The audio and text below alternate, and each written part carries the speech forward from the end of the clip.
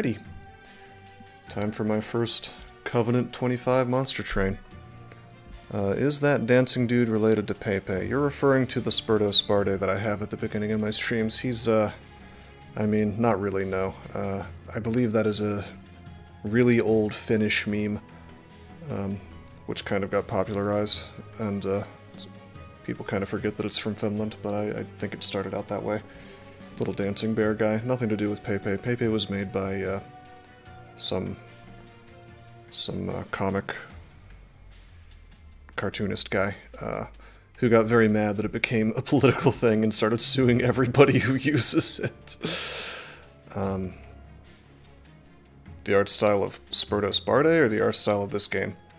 This game is pretty similar to Slay the Spire, but there are some big differences, and it's definitely more complicated, I think, than Slay the Spire, but if you have any questions, feel free to ask me and I'll be happy to answer. It's certainly a deck-building game, you know.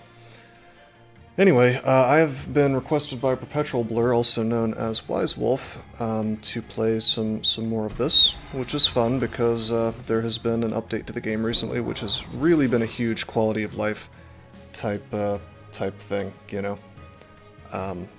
Really good. Actually, there is one thing I want to do real quick. Just give me 1 second. I think I promised my buddy Wesley that I'd let him know when I was streaming this game again. He doesn't seem to be around right now, but just wanted to pass him a little message. Anyway, yeah, so instead of Ascensions, they call them Covenants in Monster Train, and we've finally reached the top one. This is going to be an enormous power boost to the enemies. 1,000 HP to the end boss is going to be painful.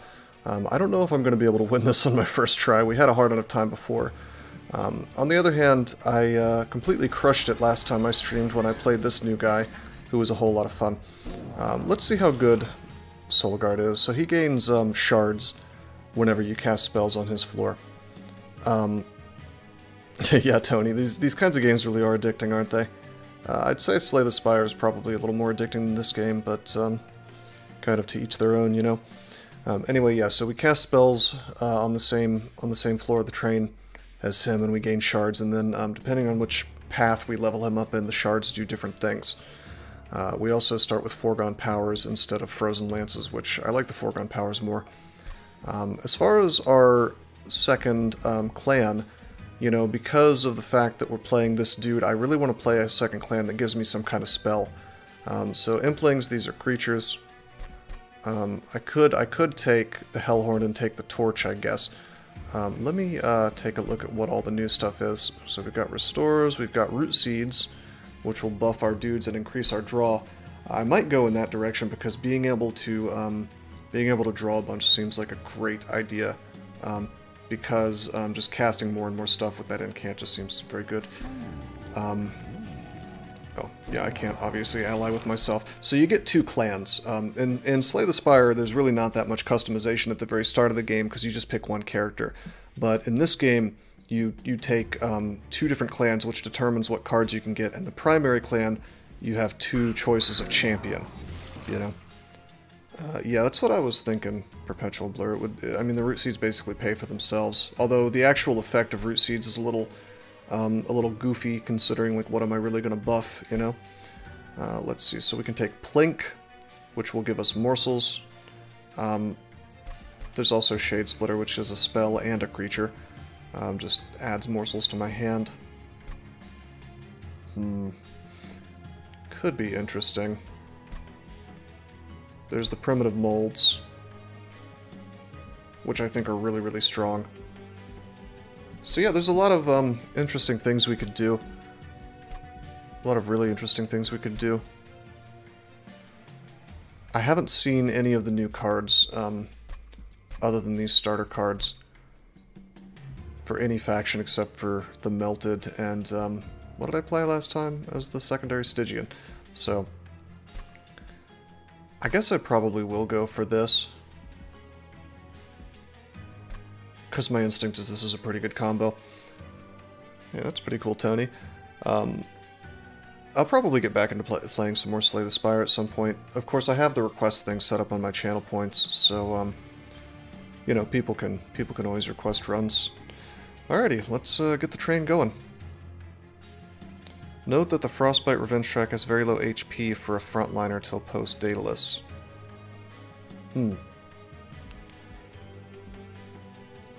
It's interesting.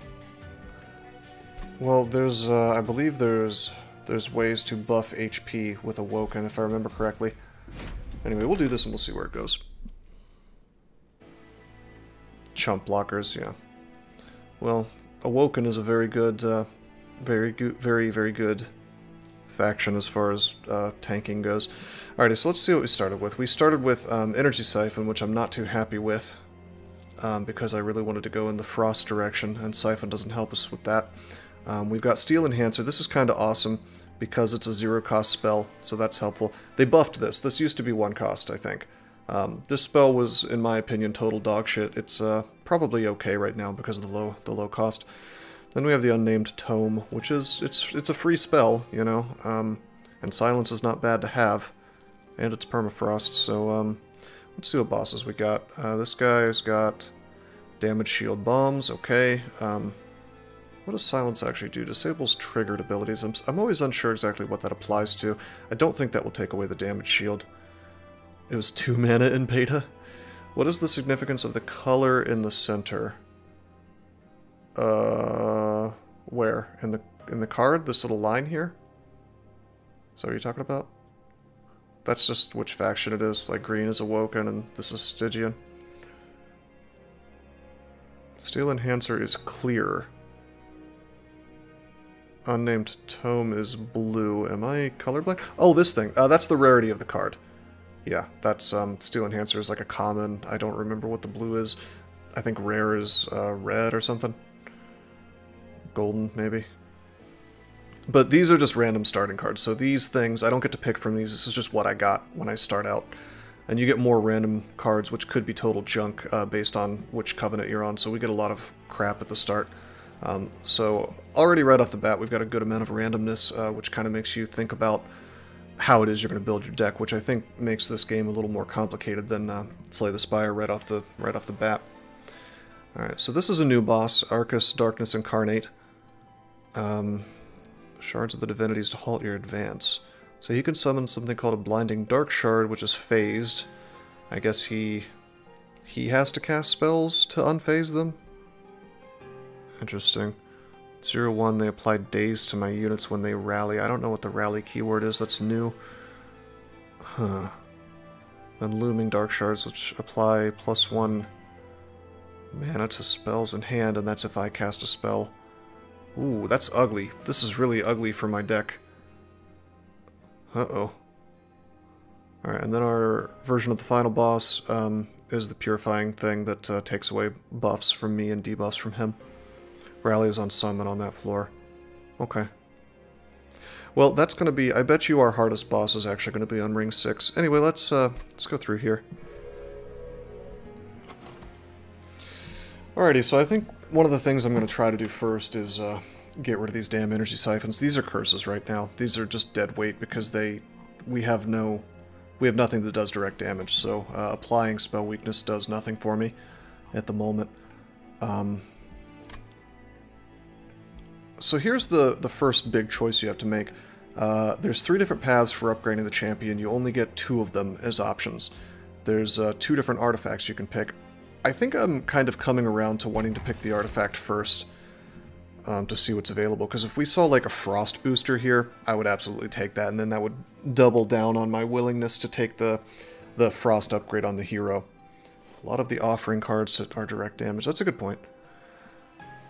Alright, Fracting Lenses. Whenever a card with Consume is played, restore 5 Pyre HP.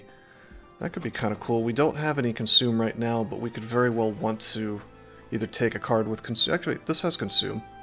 This has Consume. Oh yeah, there's no Twitch integration in this game as far as I know. But there's an upgrade for spells that adds Consume and gives spell power, so if we do end up taking direct damage with the Siphons... Units cost -2. I don't think that's ever going to be that handy for us. So we're going to take the lenses.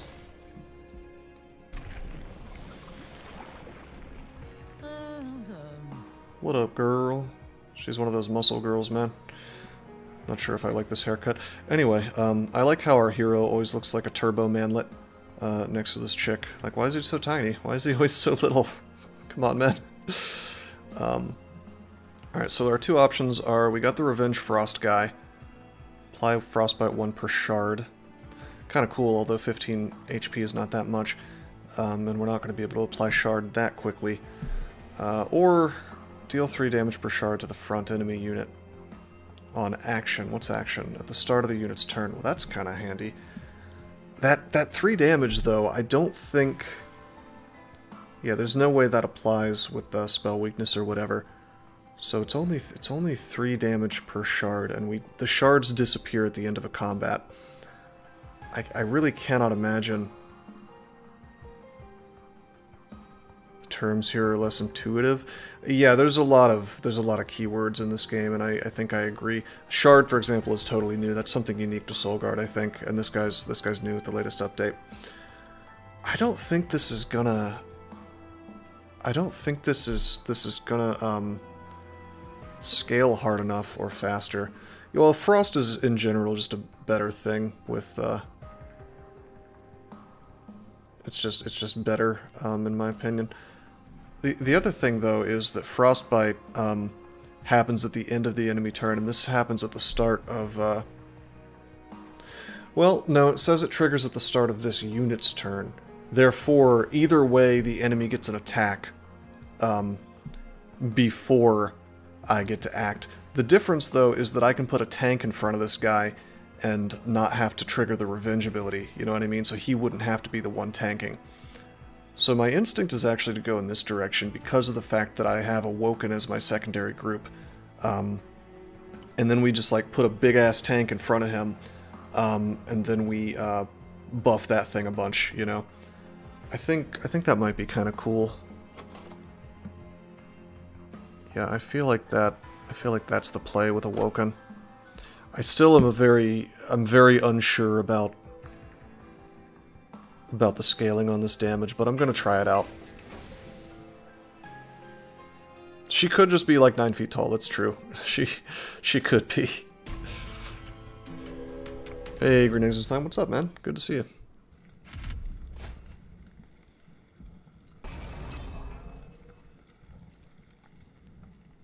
Okay, armor 10.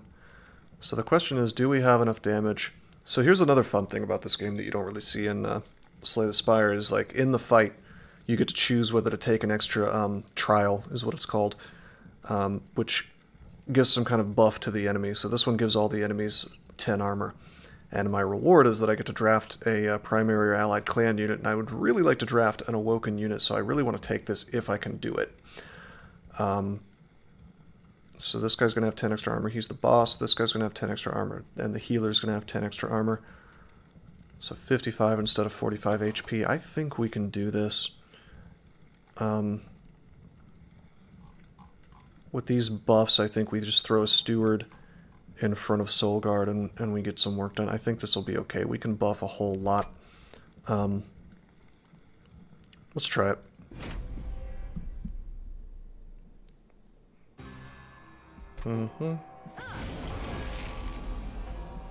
Okay. So we do get to put the steward out immediately.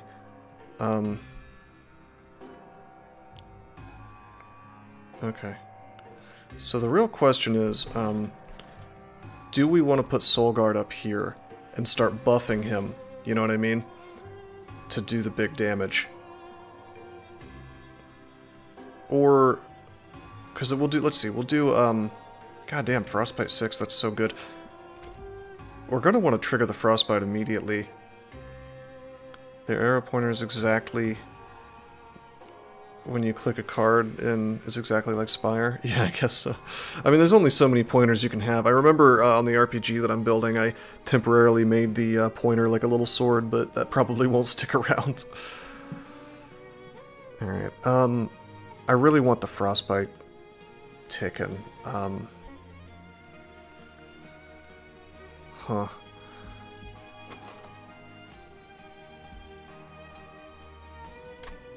On the other hand, if I put this up here right now, we could just frostbite this dude here and then charge up. Well, we can't apply Siphon to nothing, so we wouldn't be able to charge up Soul Guard at all. So I'll tell you what, I am going to put him here. I'm going to Siphon, doesn't really matter who. Let's say him, we build up the shard. Then the question is, where do we put the steward? I think we're going to go ahead and put him here. Okay, and then we'll do this. Okay. Dang it. I was hoping the collector would show up on top. This is a problem. So we might have to just sort of accept that the pyre is going to take a little damage here. It is impossible for us to kill the collector, so we're getting cucked out of 50 gold. However, we are going to get the unit, you know, unit draft, so that's cool.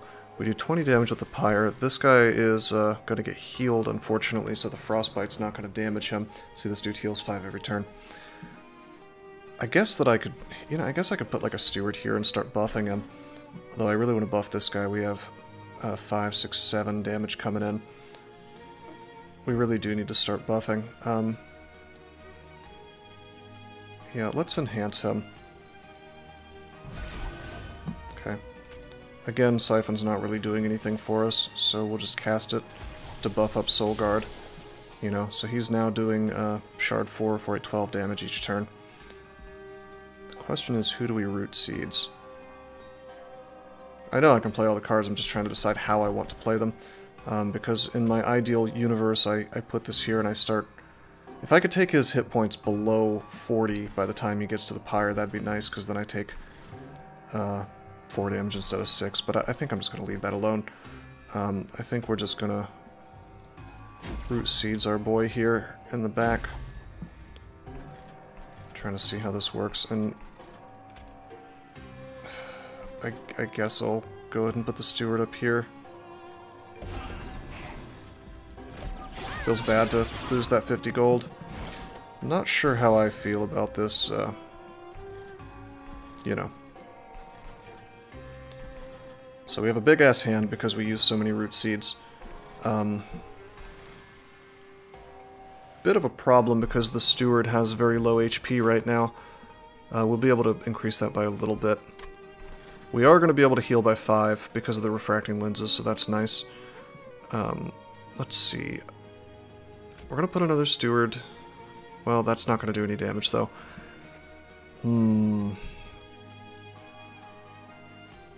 This feels made for 9/16 aspect of ratio. Yeah, because it's tall. I see. Alrighty. Yeah, we're just not going to get very many attacks, are we?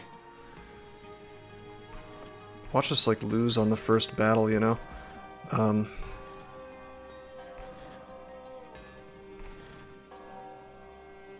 Well, the big thing is I want to make sure that this thing has below 40 HP, so we only need to buff him one time, so let's just do that. Okay, so that thing will go below 40. 2, 3, we can cast the steward. Okay, kind of buff the guy in the back for damage. And the question is, what else do we want to cast?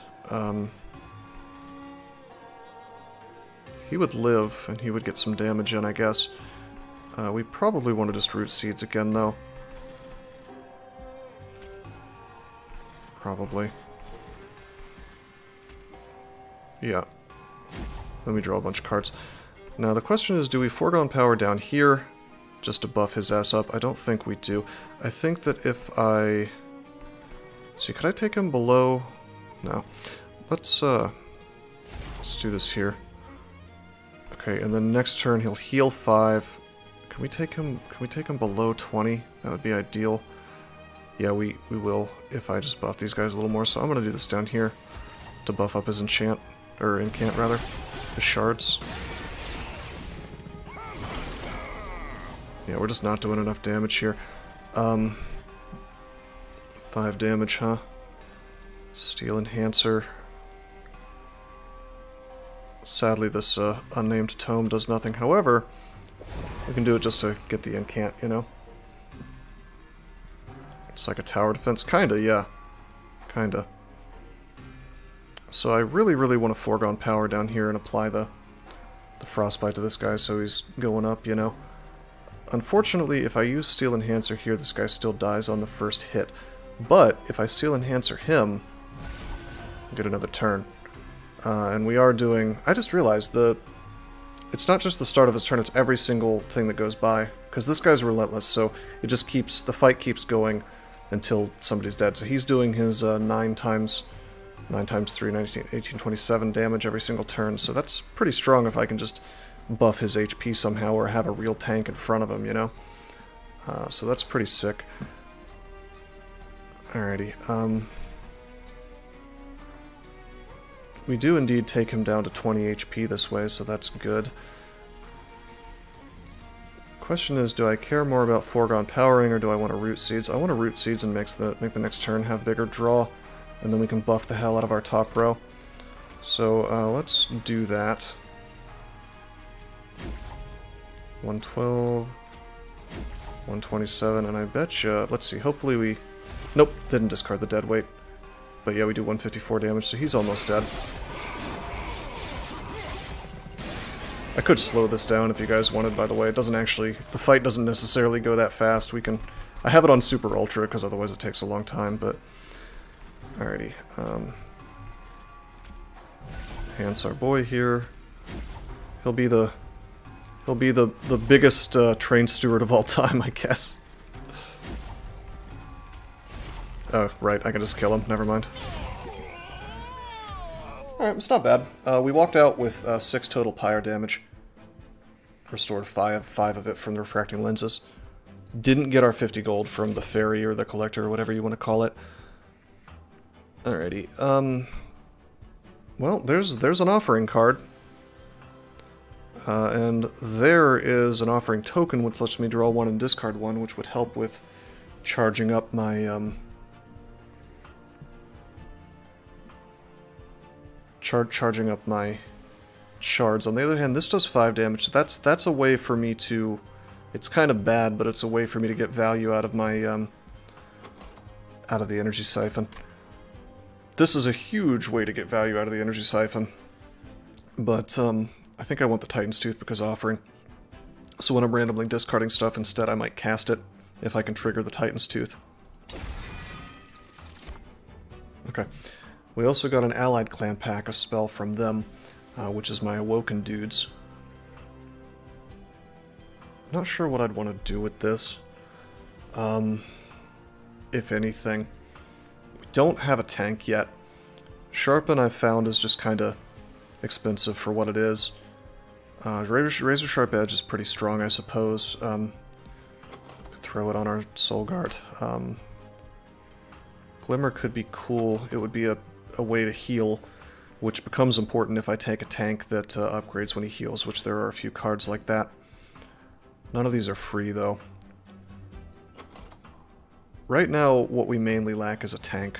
Sadly, we don't get to see what our creature pack is until this passes.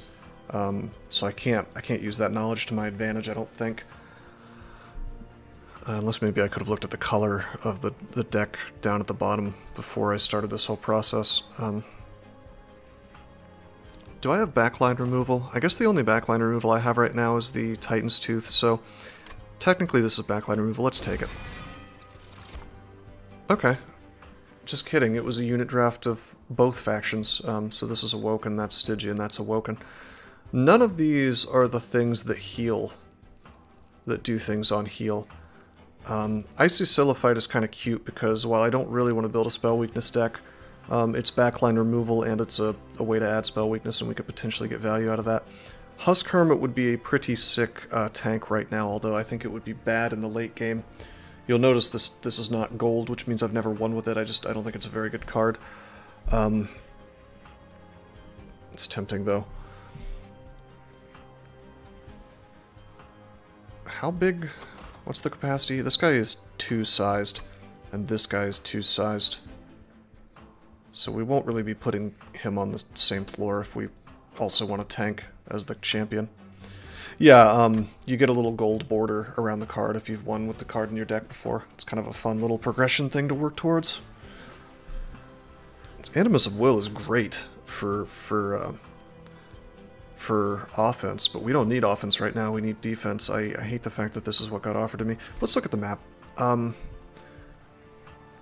I guess that I could just skip this and take the Awoken banner. After you win enough games, you could do a shit card challenge run. You could. Okay, so there is a banner here. We could go here, although that means we have to skip the Merchant of Magic, which I really, really wanted with this deck. But I think we're going to have to do this and look for a good tank.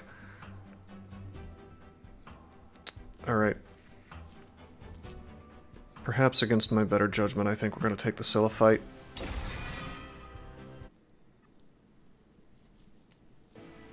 Okay, and we'll go down this path. First, we're going to look in the shop, talk to the cat.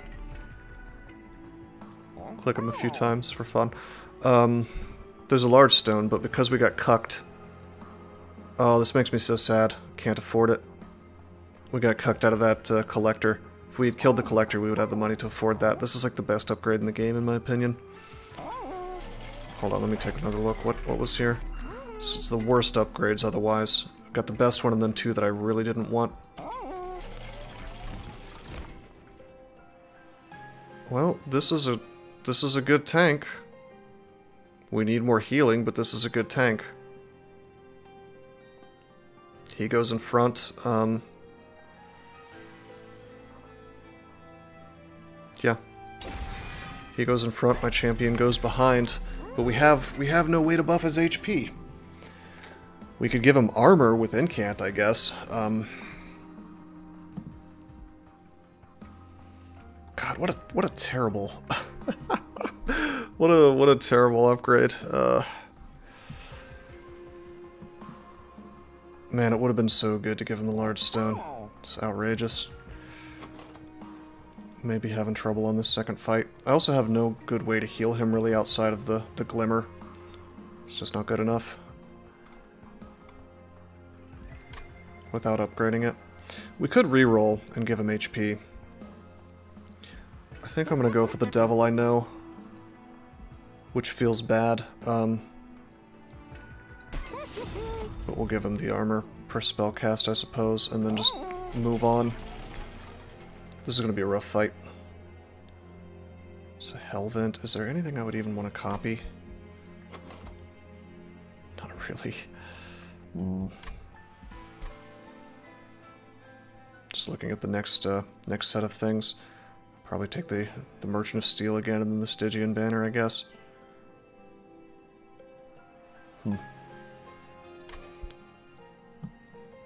So hundreds of JRPGs, we need a dozen more card roguelikes? I could build one. Are you telling me to build that instead of the RPG I'm working on?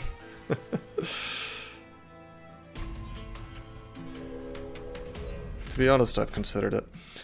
Alrighty, so if I take this, we get enemy units on every single floor right at the bat. We certainly need money.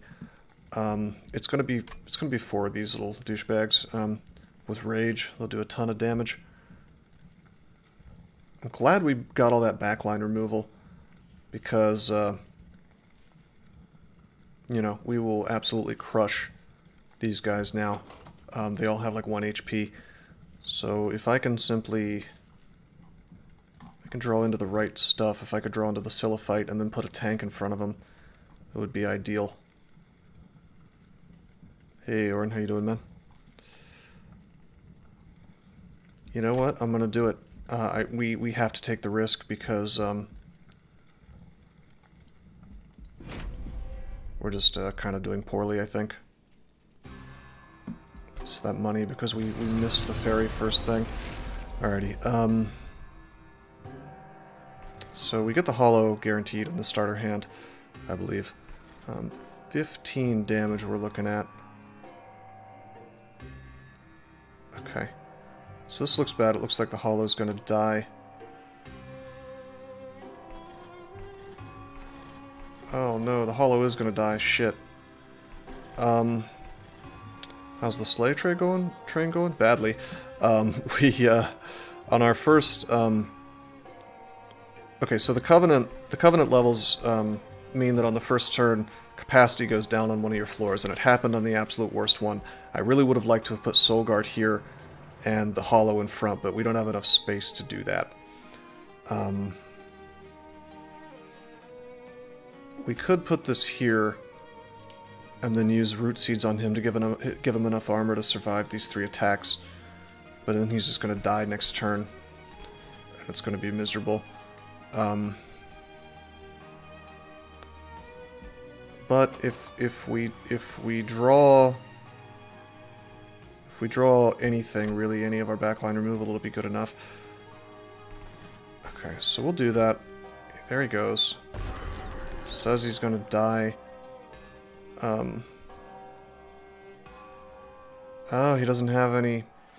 He doesn't start with any spikes. Shouldn't have put him there. I forgot that he doesn't start with spikes. You have to heal him to give him the spikes. That was a mistake. Oh man, I've made horrible choices. If I put this here, even if I put the Steward in front, he doesn't die, he takes 5 damage. Or 6, rather. It'll have to do. Okay, we have to draw the Glimmer, or else this fight, we lose. We didn't draw the Glimmer. We drew Titan's Tooth, I suppose. So we probably dump Celophyte here.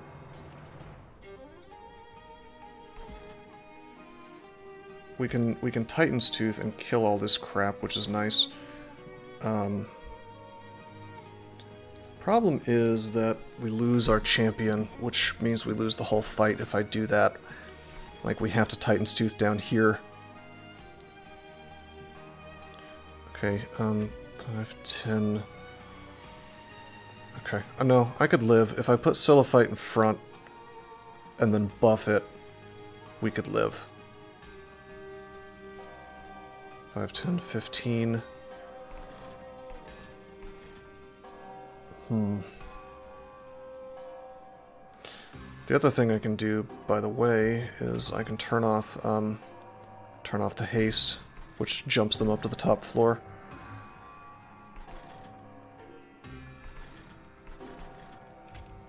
Not that I really care to do that, to be honest. Am I really going to cuck myself out of the Collector again and not get the 50 gold? I don't think I have a choice. Because otherwise Soul Guard dies.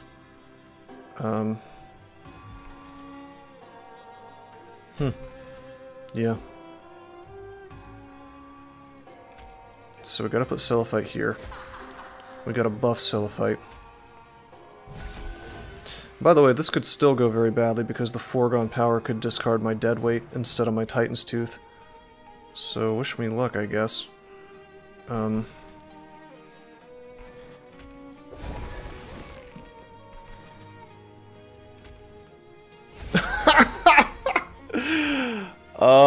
Okay, GG, I guess.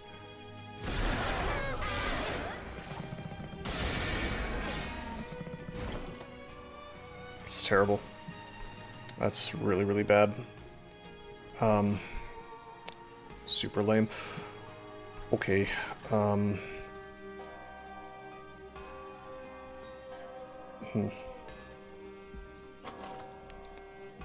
Tank guy is dead. I can Glimmer here to kill all this stuff, save myself some damage, although my instinct is that I really need to buff his shards somehow. And heal him.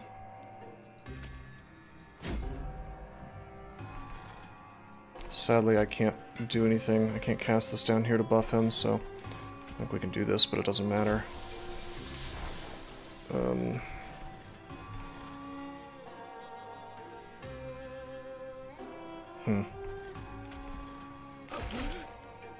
We just drew our cards in the wrong order, basically.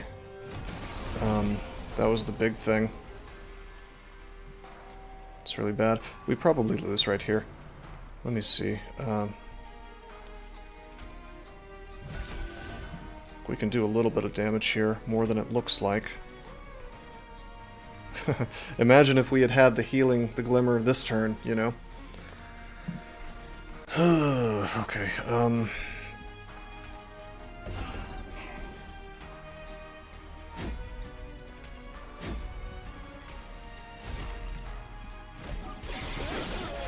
yeah, there's just no way. It's not gonna happen.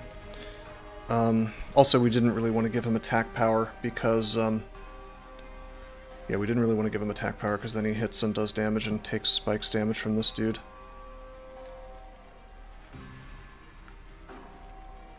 Yep.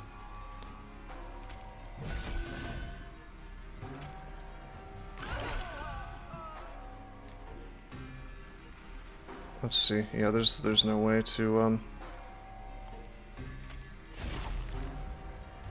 there's no way to win this.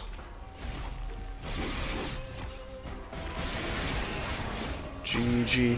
I'm gonna try it again with Soul Guard, I think. Probably the same combo and see what we can do. Not really sure if I did anything super wrong in that run. I think I just got cucked by RNG, basically. Just based on the things that we drew. I could be wrong. Or maybe Root Seeds is just like a poor combo with him. I feel like it could be good, but it does encourage me to give the attack power to Soul Guard himself, which is bad versus spikes, although we know when spikes are coming, so I can just not do that. I mean,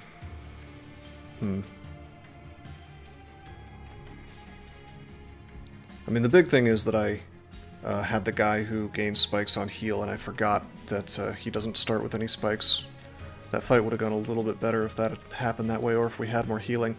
I mean, maybe the right thing to do is to take the restores if I was gonna do this combo, because we need a tank, right? And the tanks that these Awoken guys have only become turbo tanks once you have the healing, right? So without a bunch of healing, it's a problem. The only reason we took this was because the draw, like, it pays for itself. What is a mutator? Just random crap that we can add to the, you know. Start with Dante the Deceptive with 3 Dante's candles.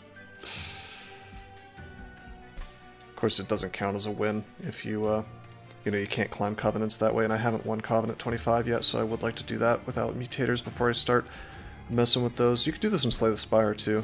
There's stuff like this. It's fun stuff. Anyway, I'll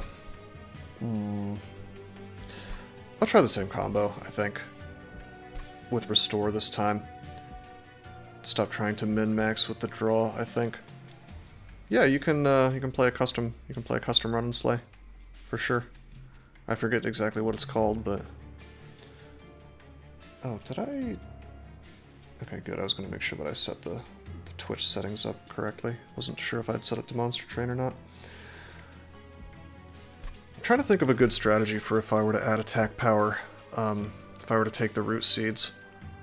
Would we pretty much be reliant on RNG, is the question.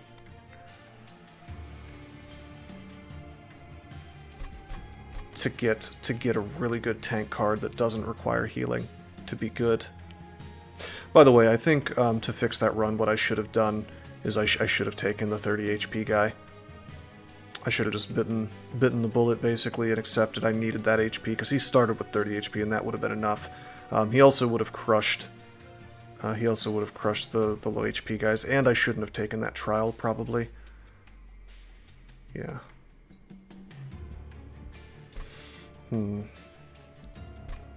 Alright, we'll take the healing, I think. And we're gonna see how this works out.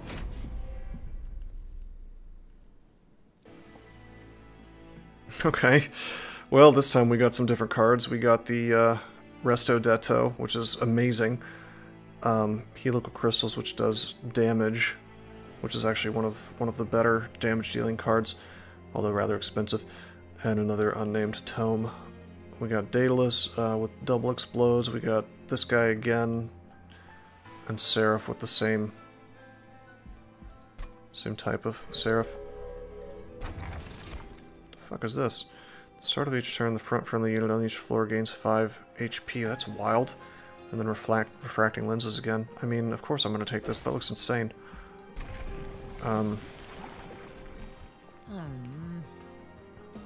Okay, so this is the weird version of Soulguard that I looked up.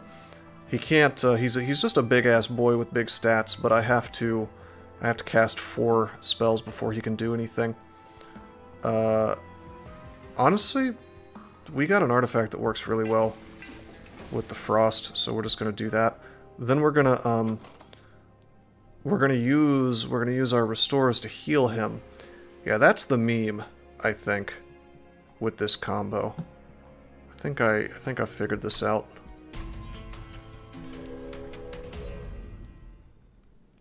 But this artifact is especially going to make this good. Alrighty, so this is going to increase their attack power. I don't know if I can do that. He starts with Rage 2, so he starts with 5 damage per.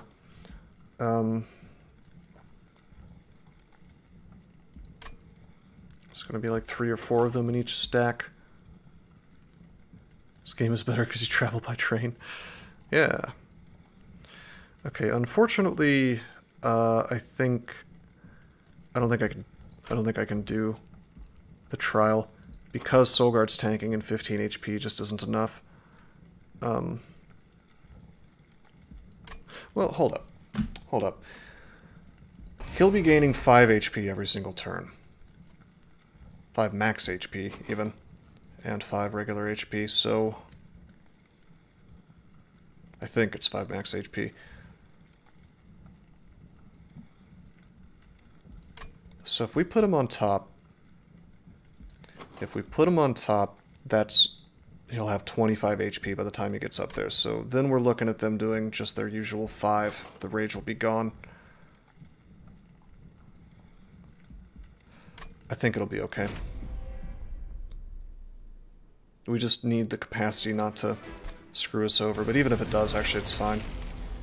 Capacity happened on bottom, okay. And I don't think the haste guys show up here. So we put Soulguard here, probably. With the Frostbite, it's sort of awkward not to have him on the bottom. But he certainly can't go on the bottom because he'll die. Okay.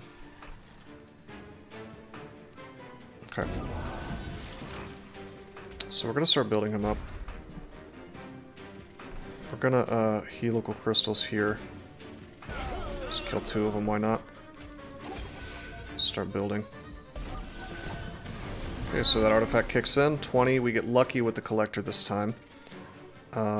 Sort of, actually. He doesn't have an attack, so kind of lame. Because of our covenant level, if I throw the steward out, he will not get an attack. And we really don't want to put him in front anyway, because then he won't be getting the HP, right? I can always just foregone power here, though, so it's fine. I think I would like to helical crystals to take these 2 guys out. Okay, stick this guy here. He'll gain 5 HP. You know what? I shouldn't have done that. I should have just cast twice to build up his stuff. That's okay, though. We'll do this. Now we get the gold. Yeah, he just straight up dies. It's like 7, 14. Oh my god. What is that? 7 times 5? 3, 4, 5. 35 damage. Yeah, there's no way. So casting that was a big mistake. Easy to make mistakes in this game. Resto Detto is not going to do anything, because I would need him to have some damage on him before I could heal and do damage to things in the front. I guess that I could put a train steward down here and have him gain some HP. Then I wouldn't be able to cast 3 times up here.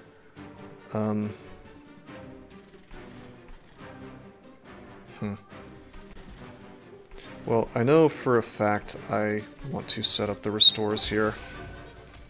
That gives him a little bit of regen to work with. Okay. We could Frostbite down here and reduce the amount of damage he's about to take. 5, 10, 15, 20. He's still going to take 20, 20 or 25, depending on whether I have foregone power or not. Yeah, let's put the steward down here. We'll get a little damage out of that. Let's see, how much? It's like 1 frostbite per. He's got 5 right now. I think it's better to reduce the amount of hits that, you know. Oh god, he has 3 of these guys in front? That's ugly. Anyway, the cool thing is we can heal him after this. I'm sure we'll get something. 9, 18, 27. Yeah, I didn't realize he popped in with 3 of these dudes. Ouch. We're gonna get a weight of contrition as well. Okay. And then it'll be 7 next turn because of the rage. 7, 14, 21. There's no reason to even cast the steward unless I'm trying to get him out of the deck. I suppose I could throw him back here. That could be handy. Okay, sure. Let's throw him back here. And then we'll regen our boy here. And then we'll resto detto. Which does nothing, really, except for increases shard. And you know, we're just gonna... Oop. Let these things die.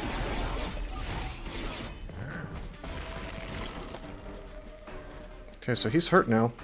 This is ideal, really, if we can draw into a resto detto. We are going to go ahead and foregone power.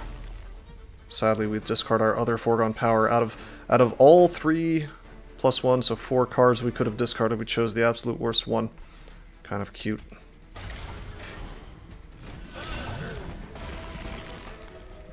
Okay, so he's going to die. Just for fun, let's cast our spells, yeah. It happened again! Yeah, that random discard is rough.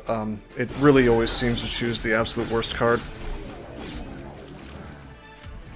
That's true, Wise Wolf. Alright. Didn't take any pyre damage. I suppose that fight went about as well as it possibly could have. The hell is this? This is new. Ancient Synergy. Deal damage to the front enemy unit equal to 2x the number of spells in your deck times 3. No, this is old. I remember this. Well, we are going to have a lot of spells in the deck. We don't have any spell weakness this time, so direct damage is a little bit goofy. I think I might just take the offering token. We already have 2 helical crystals for direct damage. And we really want to double down on frostbite, not direct damage.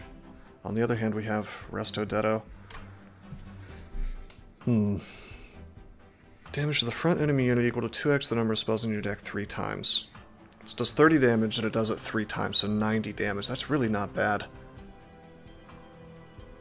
I think I am going to take this because if I can get this high enough, that's going to count as backline removal. It's just going to clear entire floors. Oh, well this has got to be it. We draw +1 from this. This is perfect. I'd like to buff him up, but just draws itself, you know. Okay, well we have a tank. We really don't need a tank now though, unless we're gonna have problems with this crappy 15 HP. Yeah, 0 cost draw is good. Damage too. Well, this is a way to apply spell weakness. We could get some spell weakness going.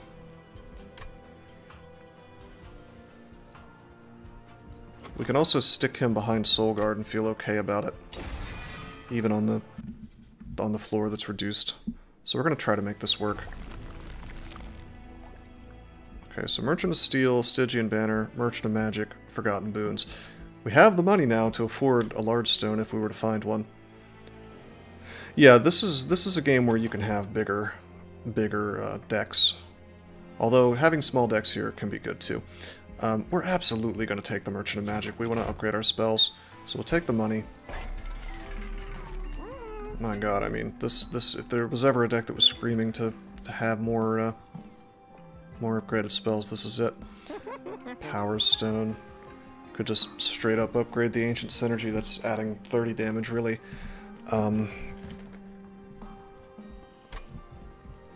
I could remove consume on this thing, make it cost more, but I really don't want to do that. Emberstone's the big one here, reducing the cost of stuff. Also, we're going to upgrade magic power on either the helical crystals or the Resto Detto. It'll do 100 damage though if I can heal all 20.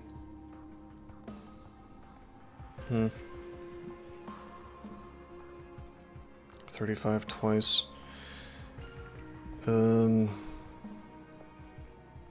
Yeah, maybe. Start 12 HP on the restores. I'm really not sure what would be best. It's probably going to be Resto Detto though. And then we'll reduce the cost of that guy to 0. We're going to do a reroll because I really want to upgrade a lot of stuff. Holdover. Is there something I want to hold over? We could hold over... Holding over the Sting would be kind of cute. If I hold over the Sting, I cast that every single turn and it's just always drawing itself back. Or drawing an extra card back. And it's just basically an extra thing every turn that I'm doing to upgrade my my shards. So that's kind of cool. A little bit weird, I guess, especially without adding spell power to it, but that's real tempting. Or we could just Emberstone and Power Stone something else. I think we're going to do the holdover play. My instinct is that that's a really cool combo, and we'll see if I get punished for it. Too bad we can't afford one more of these things.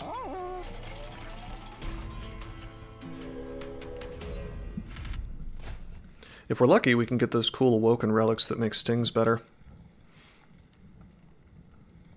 Okay. Spikes too. Rough. That's rough. We're not doing damage, though, is the thing. We're not attacking, we're just blocking, so... The extra armor should be fine. How are we doing damage, though? I guess the Conduit Redirector is attacking, and then we're applying Frost. So we're only taking the 1 damage. Yeah, this is like the perfect fight. I'm okay with taking more armor here. I guess the Silliphite's gonna have issues, but... Oh, they do have foot soldiers. Huh. Still, I'll only take 6 damage here. So I put him there, and then we... Of course we blow the Sting. Alrighty. And then eventually we're gonna have enough Frost that armor's not going to matter, yeah? So, go ahead and restore. Okay. Leaking on this fight is relatively low pyre damage. Yeah, that's correct. I'm not worried about the fairy, because I have a whole lot of direct damage in my deck. Not much of it is backline, but my goal here is to kill this stuff so I can just kill the frontline fairy guy. Let's see, if I put the Silliphite here, doesn't really do a lot, and I just take a shitload of spikes damage, I guess 4. I almost want to just throw the Silliphite here to kill the fairy if it shows up there. Only doing 1 extra damage. Certainly we're going to foregone power here and apply more Frostbite, which will kill these things over time. If the fairy shows up in the middle, it's a problem. Of course, having the Silliphite on top is extremely goofy because because of the fact that, like, the spell weakness doesn't do anything. So I'm thinking we just probably throw Silliphite right here. Do the Frost, upgrade the Revenge. There we go, perfect. So Silliphite will kill the Collector with its sweep ability, and these things are going to die to Frostbite, really. Wonderful. So the spikes make this fight really strange, because if I put a Steward here, he just kind of dies to the spikes, I think. Well, he takes 2 damage anyway. However, if I... Oh, this is interesting. If I do this, the spikes don't go away. I am misunderstanding how silence works. Disables triggered abilities. That's got to be only for stuff like Harvest, I think. Anyway, we'll keep stinging, of course, on this floor to build him up. We now have an engine where we're building up his frost by at least one every turn, so that's great. So we'll just do that. Okay, we'll certainly restore him. I probably should have resto-deaded first, actually, to get more damage. Whoops. It's okay, though. These things are going to have a rough time from the frost. And you know what? I have so much healing. Let's go ahead and put this back here. And then we'll just resto-dedo again, simply to increase his incant. And this thing will leak, but it has no damage, you know? So it'll just die to the pyre. Harvest, incant, rally, slay, resolve. Okay. See, look, he dies to the frost anyway. So does this guy. It wouldn't be terrible for me to go ahead and put a steward up here. He can benefit from the Emblem of Exiles, you know? Okay, yeah. We will sting, just to increase the incant. I could heal local crystals, but that's silly. Let's just restore our boy here. Okay. We'll put, I think we'll put the steward behind him. Because there's, well... No, we'll put the steward in front. Because I might want to apply spell weakness a bunch for the boss. And then we'll just foregone power down here to increase incant even more. Okay, and we just win. This is really strong. Yeah, this is really good. Let me just check something. Yeah, it does hit the guy in front really hard. Based. Frostbite's strong.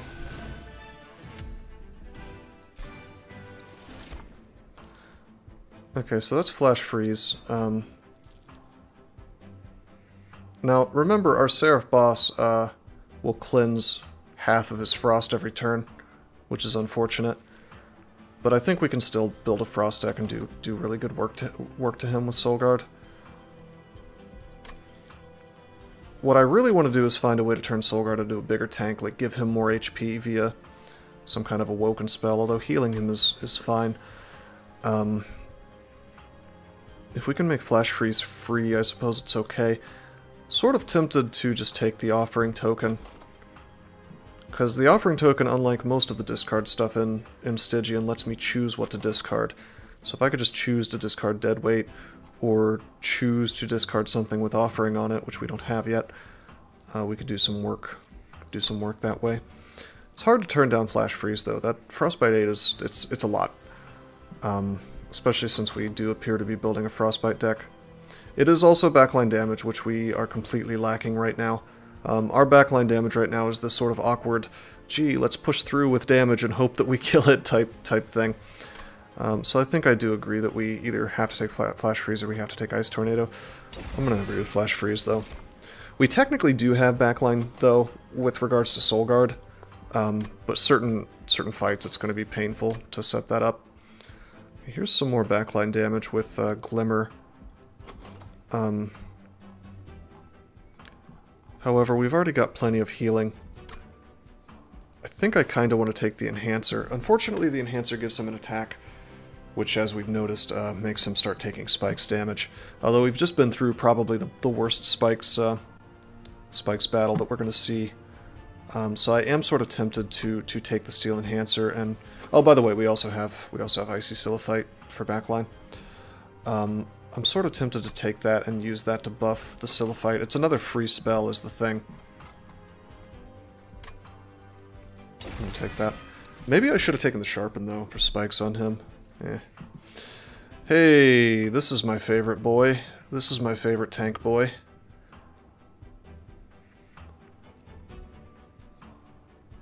Yeah, he buffs as he rejuvenates.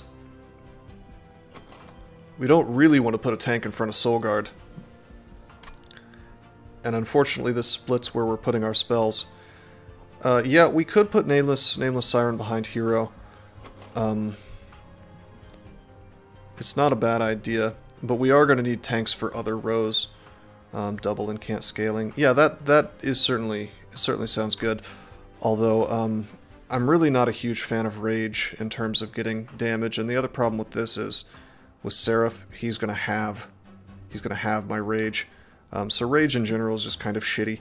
I feel like this guy would be okay with Hellhorned if you had the guy that doubles Rage, but I really wish this red like enhances with +2 attack power, you know, because then I don't think that would be halved by the debuff removal of the final boss.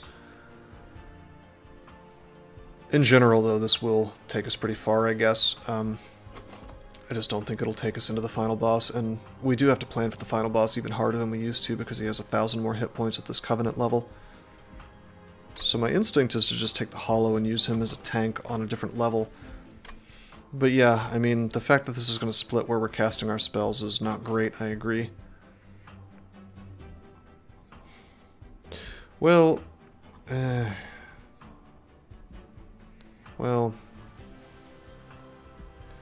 well, I guess I will take him to get us there. You know, I'm just really going to have to come up with a plan for taking the final boss. Alrighty, so we got an artifact, we've got Merchant of Steel. I don't have all that much money. There is an Awoken banner, but I'm not even sure what Awoken unit I would want at this point.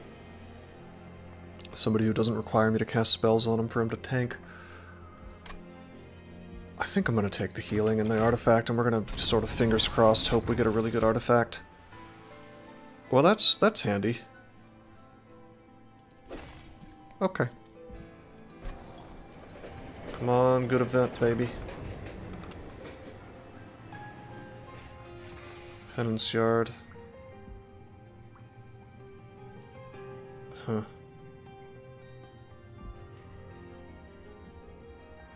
America needs trains that are actually convenient. This is my political statement of the moment. I want, like, Fallout style trains with, like, nuclear reactors that like, miniaturized nuclear reactors that power them. How cool would that be? It's good for the environment, you know? As long as you find a place to put all the nuclear waste, I guess. Yeah, nuclear is great.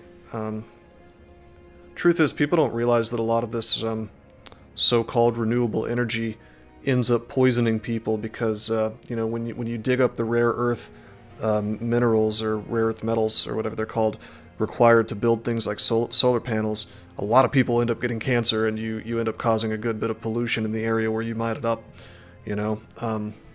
One of the few forms of renewable energy that doesn't cause horrid problems like that is hydro, because all hydro is... A lot of people don't know this, but like pretty much every form of electrical generation works the exact same way, which is you've got a turbine that spins, you know, and sort of rotates two magnets around each other, and that generates the electrical field, right? So even a nuclear power plant, the whole point of a nuclear power plant, all it does is create steam via the heat from the reactor.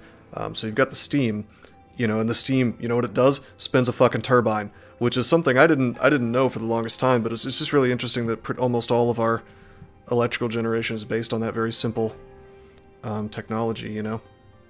Lithium mining, yeah, it's very bad. It's very bad. Anyway, yeah, we've got this event here. Weathered Cold Stones. When you play your first Blight card each turn, restore 5 Pyre health. So this is a Blight. It's kind of putting junk on our deck for some kind of benefit. So, your Pyre takes 1 damage. If I don't cast this, I get to heal my Pyre, so that's kind of cool. Massive Stones. When summoned, friendly units get +1 for every Blight card in your deck. So we have dead weights already, and this gives us more dead weights. If we get a bunch of discarding stuff, then, you know, that's pretty cool, except we could just discard the dead weights. But the problem is that we really don't want to give our main guy attack power just because of, you know, because of spikes and whatnot. And then there's this, where you cast the Calcified Ember and you get 100 damage to the front enemy unit, but it doesn't actually count as a spell, so it doesn't trigger our incant, so I am really tempted to just leave. The Cold Stones are tempting too. I'm trying to remember, if you do this event, does this turn into something good later? Or am I thinking of something else? I think... I feel like the Calcified Ember turns into... I'm gonna look this up. Penance Yard Monster Train.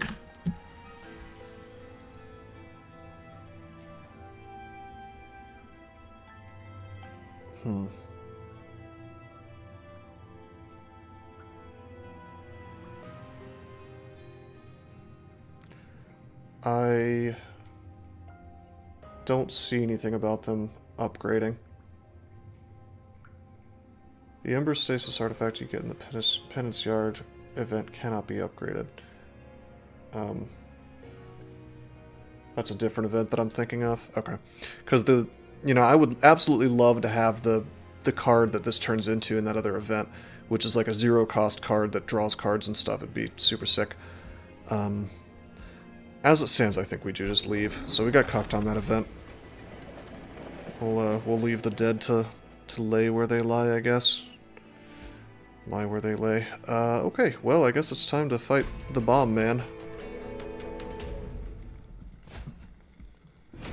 Whose barrels are going to explode twice and do horrid things to my main character. Uh-oh. Gonna need that backline removal. He has his little rage guys in front.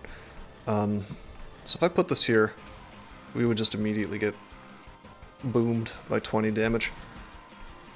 Looks like the middle thing is the one that ate the size reduction. So let's just, you know what? There's not going to be a fairy. We don't need to worry about him. Let's just put our boys out, you know? Set this thing up. And just buff, you know? There's no spikes here, so let's just buff his HP. It's going to be important. And we'll get that rage going, I suppose. So there's the double incants. The question is, do I kill one of these things with foregone power, or do we care more about buffing up these gentlemen? I think we care more about buffing up. These guys are only going to do 1 damage by the time they get up here, so... Honestly, if these guys are all here and Daedalus is behind, it's going to be super awesome, because Revenge triggers every time he gets hit. So for the low cost of 1 damage, he is going to cause his Revenge to trigger 4 times. So if Daedalus happens to be floating there at the time, we'll trigger the Shard, you know. It'll basically do an absolute metric ton of frost damage to this dude every turn. It's going to be sick. So I almost want to leave these dudes alive. It'd be really, really cool. Okay. So if I put out the Silliphite, 3, 6, 9, 12, he's just gonna die. I suppose I could like Silliphite and then Helical Crystals kill 2, and we could start applying spell weakness and kill all this stuff, but I think I'm just gonna play it cool, baby, and not cast anything. I might cast the Steward just to make it die, get it out of my deck, you know, and really rely on this front, or on this top level. We've got so much healing, I feel like we can just work some magic, you know. Silliphite Train Steward on the bottom floor. We could, the thing that would happen there, no, Silliphite would just die, because these are the double explosions, so if I put that there, double explode from the explosives, and then Steward's dead, then this takes 10 damage, it'll just immediately die. I could do that to get them out of the deck, which is a legitimate choice, I think, because then every single card I draw at some point is, at that point is going to be shit that lets me make this guy stronger. Or more backline removal, potentially. So I'm tempted to do that, you know, because I am going to need a ton of... I'm going to need to be more likely to draw my backline removal, because eventually he's going to put a bomb up here, and it's going to be horrid for Soulguard. You know, it's crazy, but I think I'm going to do that. Just to get him out of the deck. Okay, so we're really lucky. He put the bomb in the middle, and then he flew up. So he's going to get some frost, and that's going to go for the rest of the fight. It's going to be super sick. Okay, let's see how we want to do this. I'm probably going to want to flash freeze my boy here. Yeah, we want to do that. There's nobody I really care about killing. Maybe one of the archer dudes, but I don't think so. Okay, we get the incant.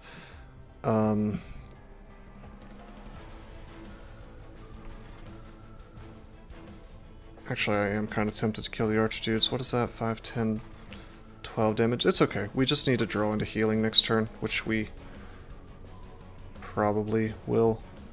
Yeah, maybe we won't. We only have restores. Crap. That's too much damage, especially if he leaves a bomb. I may be screwing myself. Huh. Yeah, he's dropping a bomb on top floor.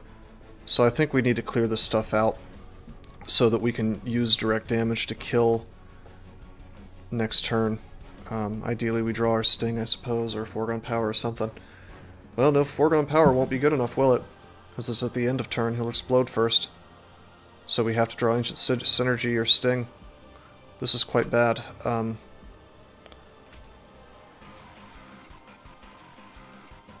this foot soldier is going to be there. Fuck. I messed up. Does silence stop the explosion? I guess it is. Yeah, it says trigger. Okay. Nevertheless, I think I do this.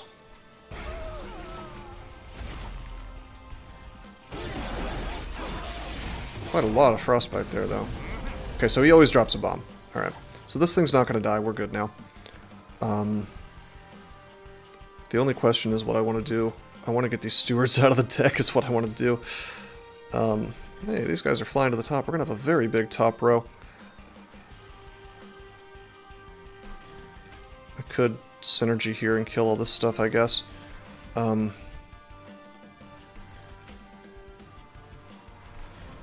Reduces some damage to my boy, although that means I won't be able to restore on him. Is there another Resto Detto coming? There is not. For sure there is not.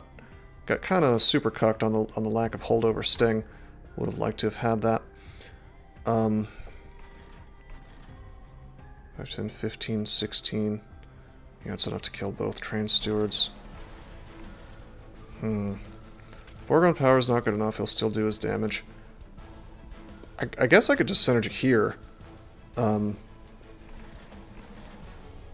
Which takes away 20 damage. I think that's the right choice. Yeah, I feel like that's proper. So we do that. I don't get my 20 damage. In fact, I get more HP. And honestly, I'm really just gonna build these guys up more.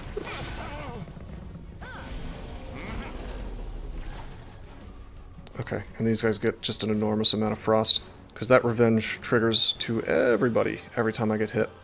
Really not bad. And again, check it out. We're gonna throw our boy down here so he dies. Gets the hell out of my deck. We're gonna want to remove train stewards out of my deck, I think. I think we really just want to focus on having one floor with Soul Guard. Typically wouldn't do that, but... Restore, restore. So, I mean, this rage is looking really sexy right now. I just think it's going to be bad when we get to the final boss. My god, that's a lot of frostbite, though. Okay, finally we have our sting. Let's just put our boy here.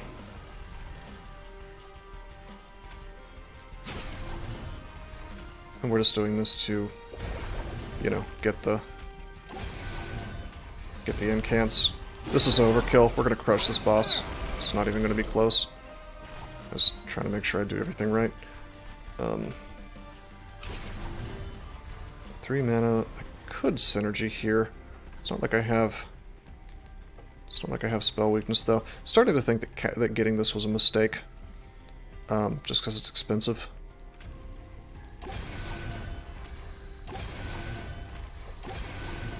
My god, 69 damage. Maybe I shouldn't have talked smack about rage. This past turn.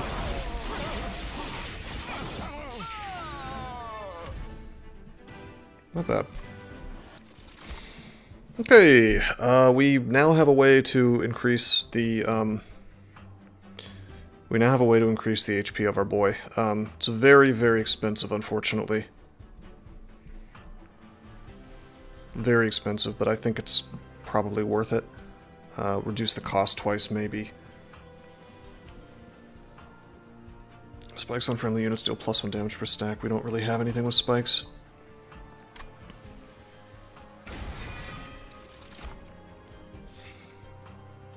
Okay, so we have a lot of things here. This would go pretty well behind my dude, I suppose. Doesn't really buff quick enough, unfortunately. If we increased capacity of floors, though, we could stick him behind Soul Guard and also have the Siren at the same time. Siren of the Sea is a good card, there's no question about that. And he buffs in a way... He buffs in a way that is not bothered by Seraph. I don't think you can have his HP or attack power. Certainly a good card. I feel like this has been changed since the last time I saw it.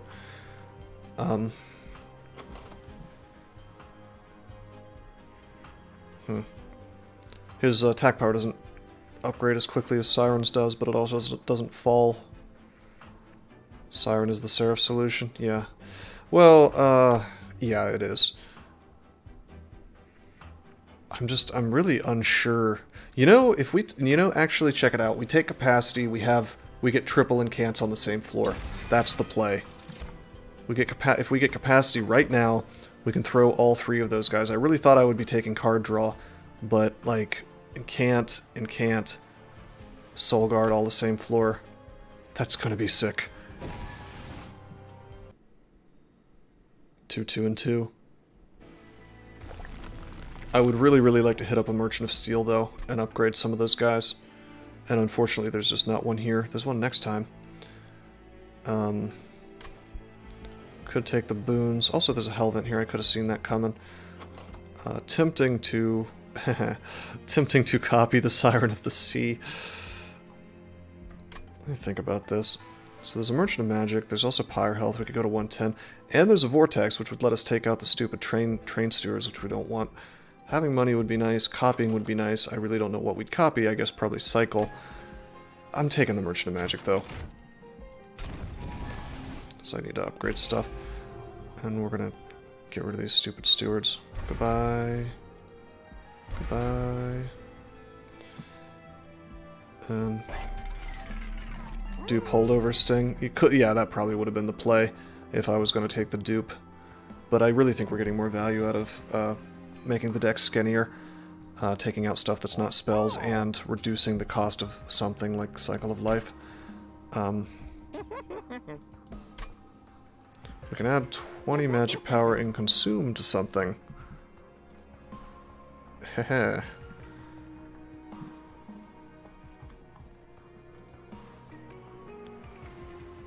If I did that to one of these heavy cost ones, that would be kind of cool.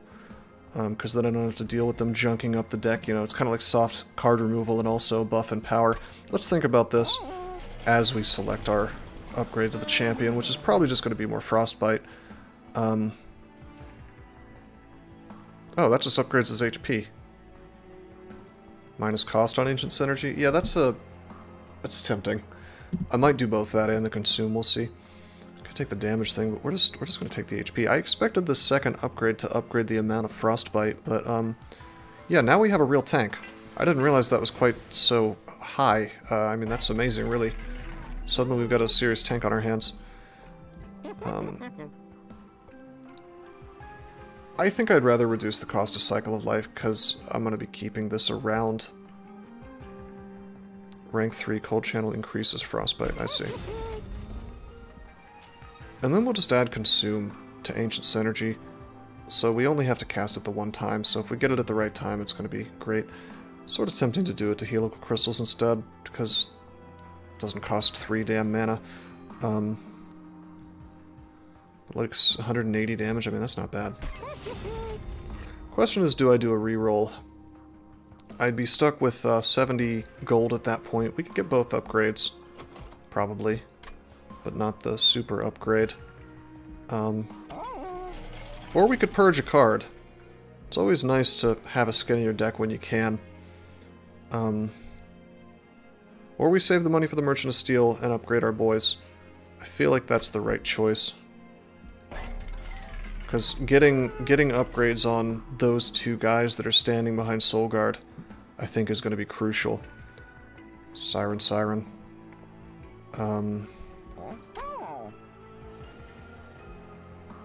I definitely don't want to reroll. That's just money into the abyss, basically, for no reason.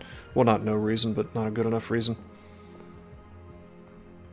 Am I teaching bad habits, purging to get skinny? Oh no, Marrow. Marrow's here to chastise me. I don't know, is that a bad habit? I feel like this particular deck wants to be skinny because of my boy Soul Guard here. You know, I just really want to cast tons and tons of spells. I do agree that going for the vortexes is better. Mostly just want to purge the train stewards, but you know, I think you're right. Also, what's up, Mara? How you doing, man? Good to see you in the stream. Wonder how soon we can see another vortex. Actually, there's another vortex coming right up, and it's got our Merchant of Steel that we want. Exhausting can be better than card removal. Yeah, Spire is a really different game. For sure. Yeah, I'm having an okay day. I woke up really tired because I've been lifting a whole lot more lately. But I'm feeling pretty great right now. I've become pretty nocturnal lately, I guess. But yeah, I'm having a good day. I'm probably going to get done with the first set of edits to the first draft of my second novel if I work real hard tonight after the stream, so that's going to feel good. Alright, yeah, we're going to move on. Okay, so we got this gentleman here, the Thoughtbinder. He gives me cards that I have to... If he kills stuff, he adds self-mutilations that I have to spend mana to get rid of, or else I take damage. That's not going to be a problem. Clipped Guardians that are just a big pile of HP and decent damage. And Clipped Conduits, which I'm going to need to backline remove if I don't want them to fly to the top. Mark of Invasion, and get 150 extra gold if we're willing to have 4 of... Gosh, Sycophants, okay. So when they die, they give everybody else attack power. This is not a problem at all. These are easy to kill. They'll all die at the same time because of frost. So, yeah, we're fine. Due to the way that this deck works, we're not going to be leaving anybody alive. Hopefully. So these guys are going to go to the top. This guy doesn't do any damage, so it's fine. Yeah, this deck is so good at backline removal that I really don't need to worry about anything that this crap does. I'm gonna go ahead and put the Silliphite here. He doesn't die, he kills all this stuff. What a great thing to see. Look at that, just boom, everything dies. These could very seriously buff Clip Defender or something if they were in the same row as them, but they're not. Start buffing our shards up. If I were to use... Here's the one problem. If I were to use Sting here, we would take more damage. But you know what? I'm cool with that, because sooner or later we're going to draw into a Resto Detto, and I'm going to just get all that HP back, so no problem. The haste makes those guys fly up to the top. Silliphite gets to attack the Collector, and my sweet little Emblem of Exiles upgrades his HP. So there's our Siren. We certainly would like to put this here. Okay, so we could start buffing him. There's the Resto Detto. I'm gonna Sting. Okay, so he has, Wait, did I just see an incant on them? No, I guess he doesn't. Okay. Okay, yeah. So... do I bother with Steel Enhancer? None of these guys have... None of these guys have spikes or anything, so there's no reason not to Steel Enhance my main dude. I don't care what happens to Silliphite, so I'm not going to upgrade him. Most things are going to skip the Silliphite anyway, so whatever. Let's enhance for HP, I suppose. Okay. The Collector dies. Oh, shit! Oh, shit, you're right, the Collector... I forgot that the Collector has more HP. Alright, that's fine. I'll helical to kill the Collector. I forgot, yeah, as you ascend the rings, the Collectors no longer have 1 HP. I should have buffed him. That's okay. It's fixed. But yeah, that was a mistake. Okay, so this thing doesn't die, but it doesn't do any damage to the Pyre, because he has no attack. So this is kind of the perfect fight, really, for what we're doing here. Let's put the Siren in the middle, because he'll be gaining HP. There's our Cycle of Life.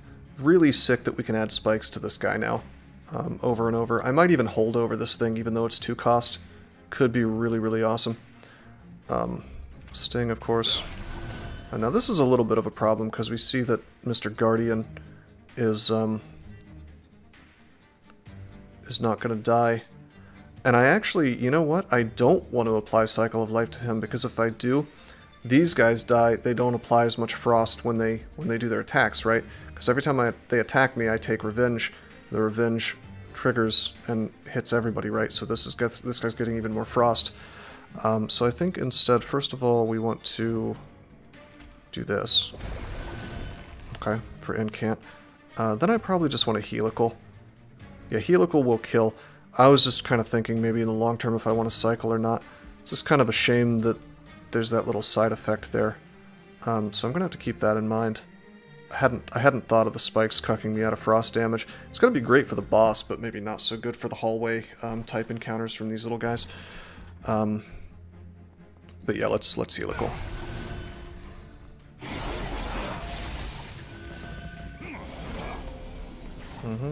So we continue. We let's see, we have 3 mana, so we can cast everything. Let's put this down here and let him die. Oh, he doesn't die. 7. Oh yeah, the Emblem of Exiles is healing him a bit. Okay, let's Resto Detto. Do that first before restoring. It doesn't really matter though, his HP's low enough that it doesn't matter.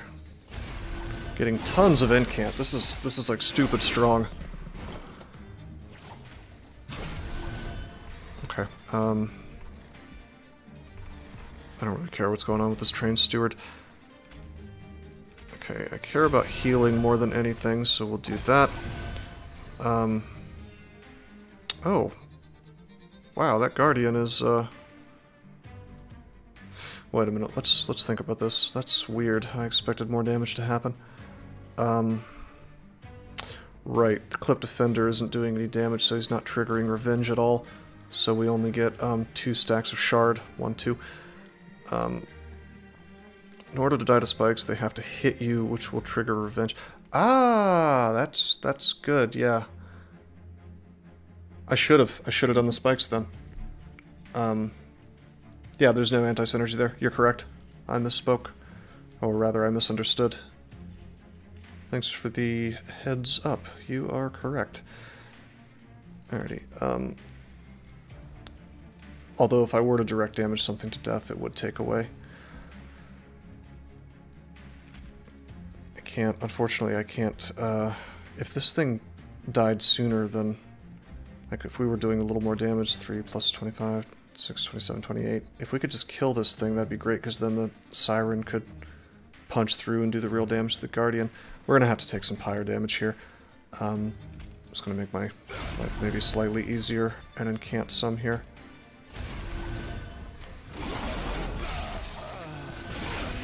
If we could get, like, the Trample book or something for Nameless Siren. I tell you what we really want is we want to apply Multi-Strike to one of these 2 Sirens. If we could get that upgrade, it'd be awesome. Alrighty, perhaps a mistake to throw the Steward down here, because he is going to die to the Thoughtbinder. I'm not going to bother doing damage to him, it's better if I just keep buffing. Certainly we want this more. Now I am sort of tempted to Foregone Power down here to get the Frost going. Although I think because of the triple incant, we're probably getting more damage by just doing it up here. Sadly, we discarded the wrong card to be able to do it twice.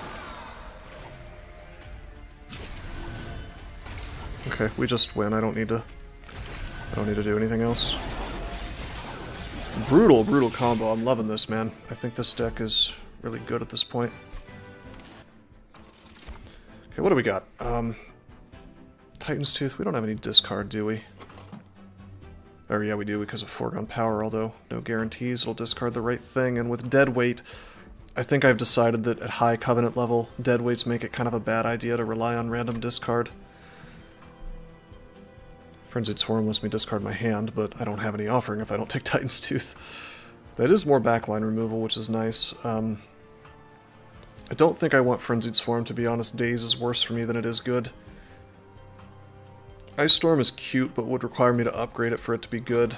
We do have the Siliphyte, who technically is applying spell weakness for me. So upgrading Ice Storm with the Siliphyte spell weakness could be amazing, but probably won't be. I don't think I take any of this.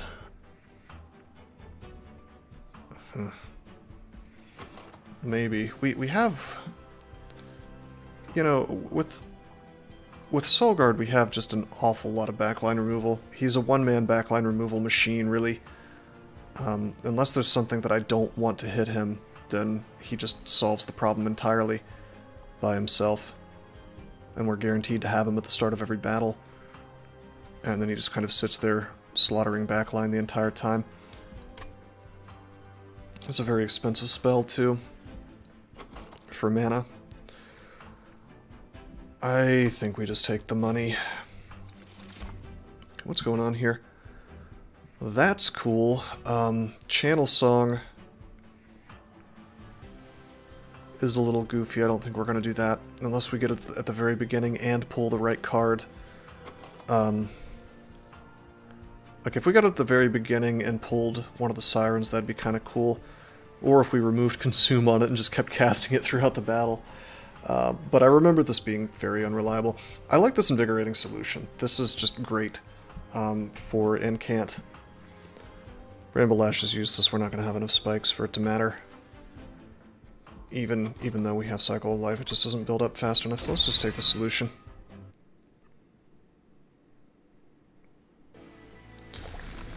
Alrighty, we said, I believe, that we were going to go to the Merchant of Steel. I have enough money to really power through a lot of upgrades. We also have a Vortex here, which lets me get rid of Trained Stewards. I would love to hit up this Merchant of Trinkets, but I'm not gonna...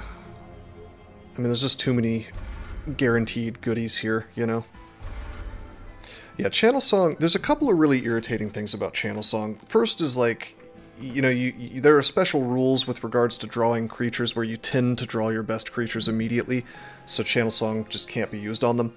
And then on top of that, even if you remove the Consume with the upgrade and you want to try to cast it over and over, I believe if the thing is in your discard pile, it doesn't count as something that Channel Song can draw for you.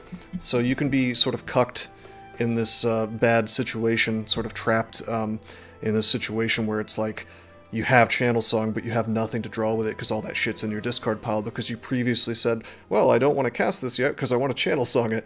So it's kind of a non-bow with itself in a sense. It's like meant to be, it can draw from discard? Is that new, or is that how it always worked? Okay, disregard everything I just said, if that's the case. It's not that bad then, I suppose.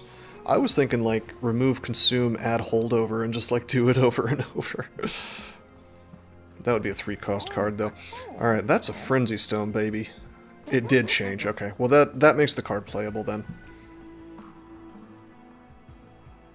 So the question is, do I multi-strike my Nameless Siren, or do I multi-strike my Siren of the Sea? Nameless Siren would be a lot better right now. Siren of the Sea would be better later versus Seraph.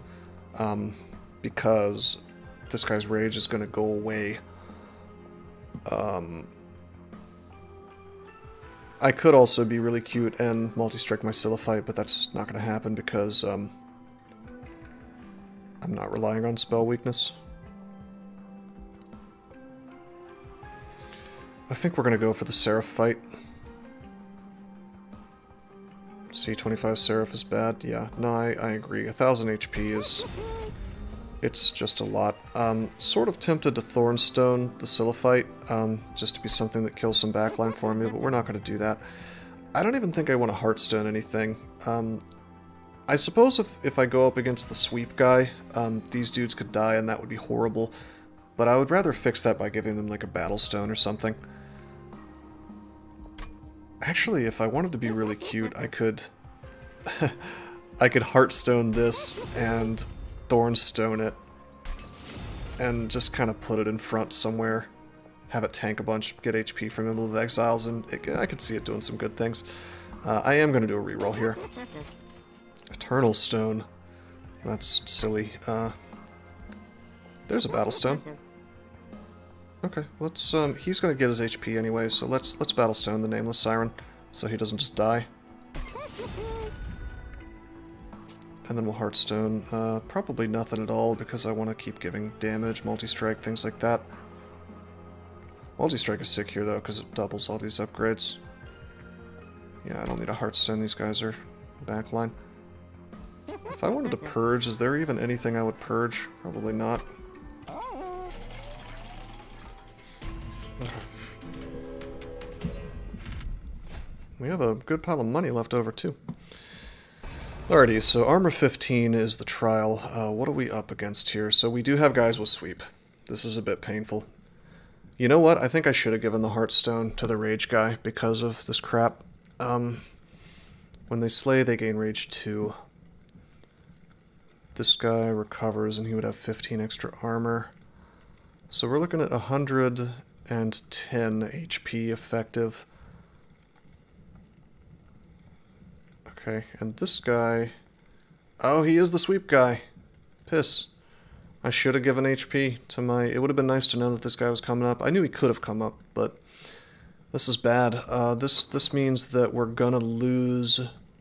Unless I heal him a whole lot, we're gonna lose the Nameless Siren. And even then he'll die in 4 hits from the Sower of Sorrow. Lifesteal 10, huh? Bleh. You know what? It's going to be fun to make him... If I can keep it alive, it's going to be fun to put him... Make him fight Icy Silliphite, though. Just to expend those lifesteal charges. I think we're going to be okay on the armor.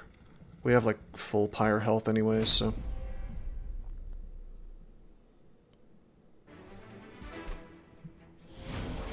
Okay, that makes me a little sad. The top floor got cucked, so... we're going to have to put Soulguard in the middle this time. Because we can't fit his 2 friends behind him. Sort of tempting to put him on the bottom, to be honest, because then we can... If we do this, we won't be able to do the lifesteal thing, but we will be able to apply so much Frostbite that, like, 2 more turns go by of Frostbite on the boss if he happens to beat him. So that could be good. Also, it's more turns of Frostbite, and these guys have an awful lot of HP, so you know what? I think I am going to do that. Okay,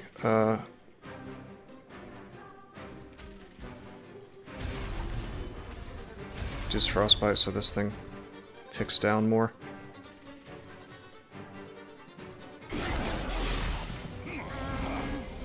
Okay, so sadly he shows up there. We could have killed it if we had... Huh, can we buff? No, we can't. Yeah, we can. Okay. Yeah, so we just put this here. Alright, and then if we buff him, this thing dies, based. So we get our money. Certainly the Siren of the Sea goes here. Okay, and then we will... I guess we will heal our boy here, although I almost want to heal the guy in the back, and then we'll just Resto Detto this a lot. We really need to increase the spell power on Resto Detto, though. But I need to keep this alive. So we'll do that.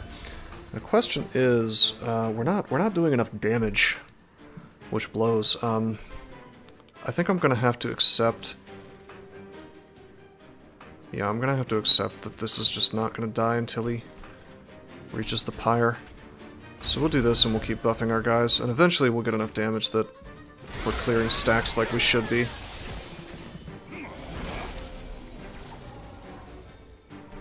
So this thing dies to Frostbite, as I expected.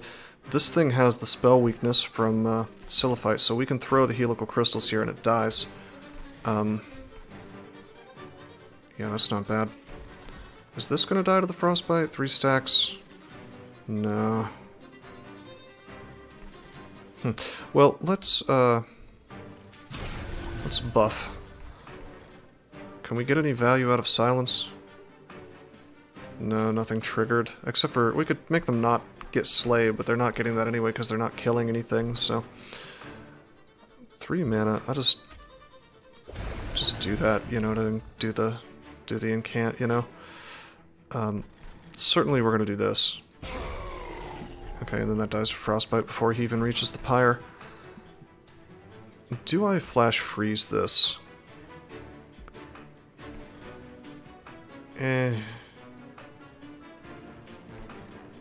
No. Let's see, he takes 3 damage now, he'll take 2 next, and then 1 after that.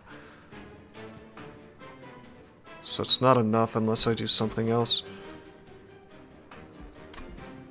Should be okay, though. I bet you if we draw synergy, it'd work just fine. Let's do this. Make less of this healing happen, you know? And buff up our boys some more. Whenever I have a question about what to do with this deck, I think it's going to be resolved in favor of incanting more. Okay, so there's our Resto Detto. That's really sick. Let's go ahead and do this, of course.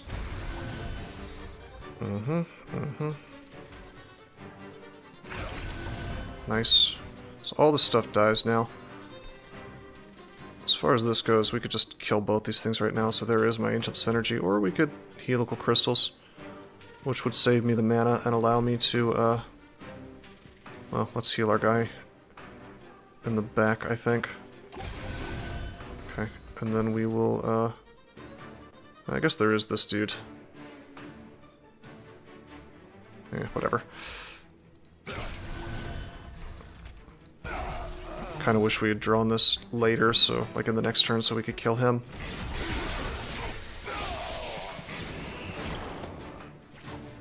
Okay. Yeah, we have no way to kill him. We could sting, I suppose, and reduce his HP a bit, but...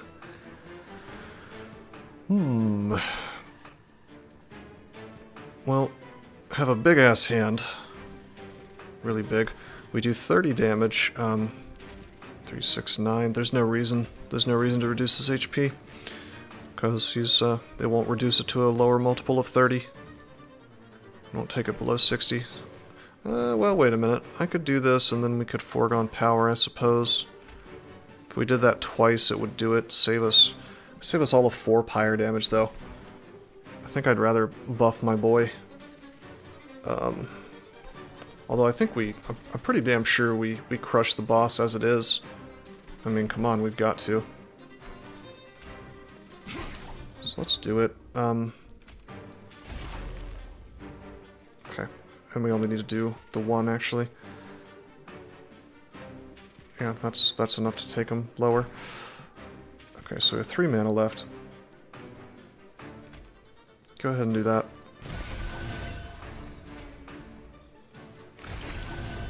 And no mana left, but that's okay. So, 8 pyre damage, whatever, and then this guy just gets slaughtered. Just for fun, we'll buff ourselves a bit. Really good. Really good.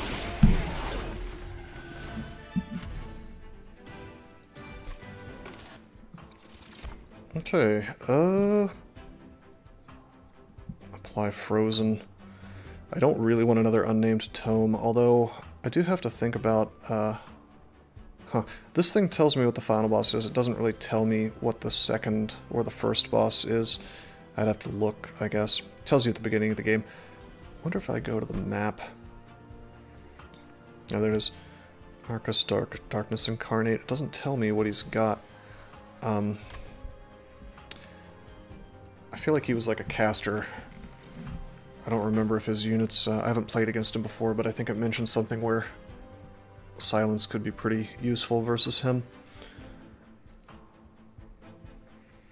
Is there anything that I would want to make frozen? I mean, yeah, there's Ancient Synergy, actually. Getting that at the exact perfect time would be pretty good. Okay. Okay, Engraft looks good. Pays for itself in terms of draw. Stores some HP. We could increase the spell power. These units are phased and won't be hit by silence, I see. Restoring Retreat is cute. That's a way we could stack even more things on the bottom floor. We could throw our Sillified on the bottom that way. Not that I think I would want to, but if I could get another Siren, that'd be amazing. Oh man, that could be so good. Although that's a Wildwood Custodian, holy shit. That just straight up increases my draw. Oh my god. I don't think I can say no to this, considering the deck that we're running. I think I might have to take mana next time for the upgrade because of that, though. Alright, so we got Merchant of Magic. We have tons of gold already, so we don't really need the boons, although it's always nice to have more gold. There is a copy here, so I mean, if I had taken the Restoring Retreat, it probably would have made sense for me to copy my Siren of the Sea, who does have multi-strength, which would be pretty crazy. Could copy the Holdover Sting. We could copy Cycle of Life. Holdover Sting probably makes the most sense. But Merchant of Magic, man. Upgrading our stuff would be quite nice. There's so many things that we would be able to upgrade. I think I gotta copy the Holdover Sting, though. I feel like that increases the power of this deck by quite a lot. And it's guaranteed. Also, we have a chance to get a good Frost artifact.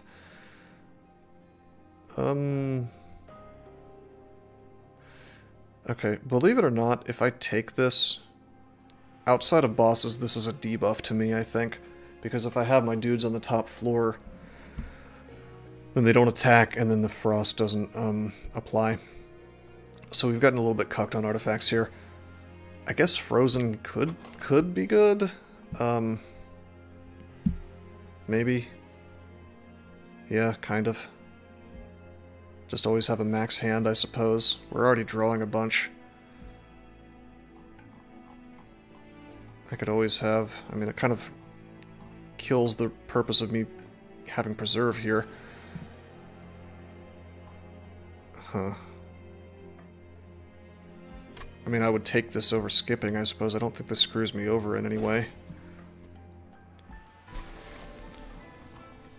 Okay. I was really hoping to get some Sting upgrades. Frozen doesn't play nice with random discard. Yeah, that's true. But we're pretty much trying to cast our whole hand every turn anyway, so... I mean, I don't disagree with you. I think that is a downside, but I think it's overall more upside than downside. I don't think it's as good as... I don't think it's worse than 25 gold, is what I'm saying. I think there are places where it's gonna help me, you know? Alright, what the hell's going on here? First of all, cool wings, bro. Secondly, what is this crap? So they come in phased. When they come in, they daze my units, which I don't give a shit about, because of revenge, really. And then the other one adds Weight of Contrition, which is the damage if I don't cast it thing to the top of my draw pile. That's painful. Hellborn Harvest. That's only if my guys die, I guess, rather than regular Harvest. Resolve despawn, so it goes away at the end of the turn, and so does the other one. This is going to be interesting. Going to be interesting. Hey, oh, we got a new track. Let's see if it's any good. A little discordant. Alright, this is cool. Alright, Marksman, 9 damage, regular guy. This guy that I need to kill. Stop Contrition. This is a pretty good track, actually. So it starts out with the Blinding Dark Shard. I don't see... Let's see, phased. Oh, okay, I see. It's just always phased. And then it just goes away at the end of the turn. That makes sense. Rally triggers when you play a non-morsel unit. Okay, so if I play anything... Very interesting. I could see this fight being a huge problem for anybody who doesn't... anybody who wants to attack. It's going to be easy for me, though, because of the way Soul Guard works. So put him here. So he rallies, and boom, he gets dazed. Whatever. There's also, I could see this working interestingly with guys who can just remove the daze. God, with spikes, this is going to be super sick. So we'll just do that. So now all this stuff dies. And of course we'll do this too. Question is, do I want to put the Silliphite behind him? And of course I don't. I mean, it's just going to come in dazed anyway. We'll probably just put the Silliphite, probably just put him here, and then maybe we can trigger some, maybe we can throw some spell weakness on Arcus, I guess, as the fight goes on, and maybe get a nice attack on him with a spell. Yeah, so we'll stack up spell weakness as it goes. I hope we get that really good Frostbite artifact, by the way. The one that makes Frostbite not tick down. Or maybe the one that adds extra Frostbite every time I apply it. Some really good Frostbite artifacts out there. Alrighty, yeah, we've got the perfect deck to deal with this. Triggers when one of your units dies on this floor. Yeah. So we're not going to lose, yeah, we're going to crush this fight. Alright, let's put the Siren here. Let's put the other Siren here. It always alternates types of spawns, I see.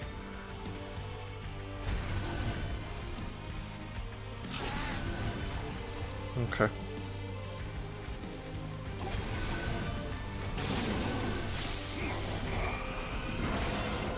Yeah, so it's like, who cares that this is up here, you know?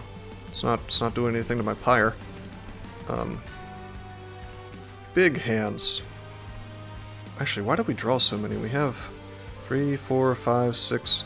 Did we just draw 8 cards? 2, 3, 4, 5, 6, 7, 8, 9. 3, 4... 1, 2... 3, 4, 5, 6, 7, 8, 9. How did I draw 9 cards? That's 4 extra cards. I cast Sting, I think. Didn't I last turn? Huh. I seem to be drawing more than I should. I should only be drawing 5.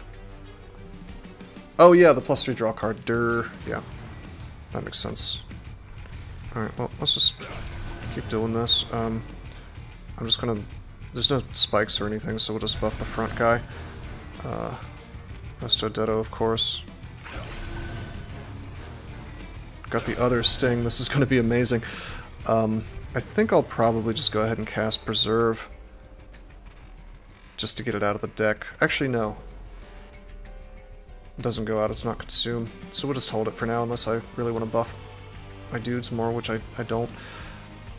Flash Freeze we could go ahead and apply to the boss to get that frost going. Let's see. No, we're gonna restore. I feel like we get more out of charging up our dudes, so... You know what? We can freeze the crystals. Let's do that. What am I gonna freeze the dead weight?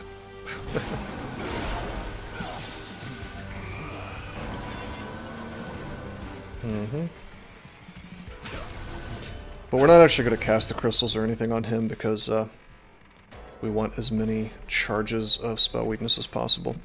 And that'll be interesting. Oh, here's our foregone powers. Okay, you know what? Let's just cast this a bunch and kind of see what happens. Actually, this is not going to die. Alright, well what I can do is I can cast that and then... There we go. This beefy row. Look at how beefy this is. 68 damage, 37x2. Not bad.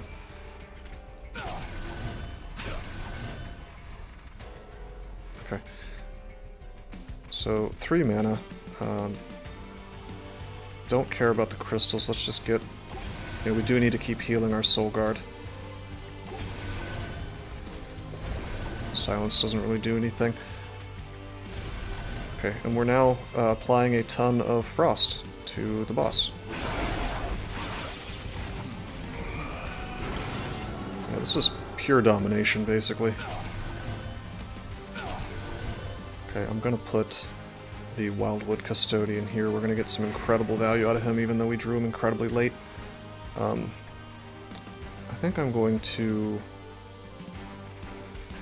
do this just to trigger that. I could have waited, I suppose. Maybe I should have.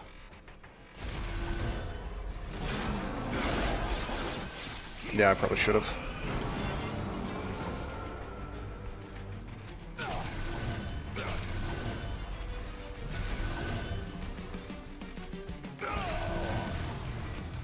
Getting this healing is very nice.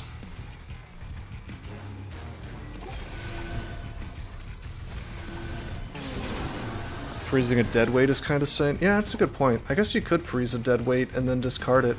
Does that even work? Does it let you do that, I wonder? Oh, bro. He's just gonna die. Alright.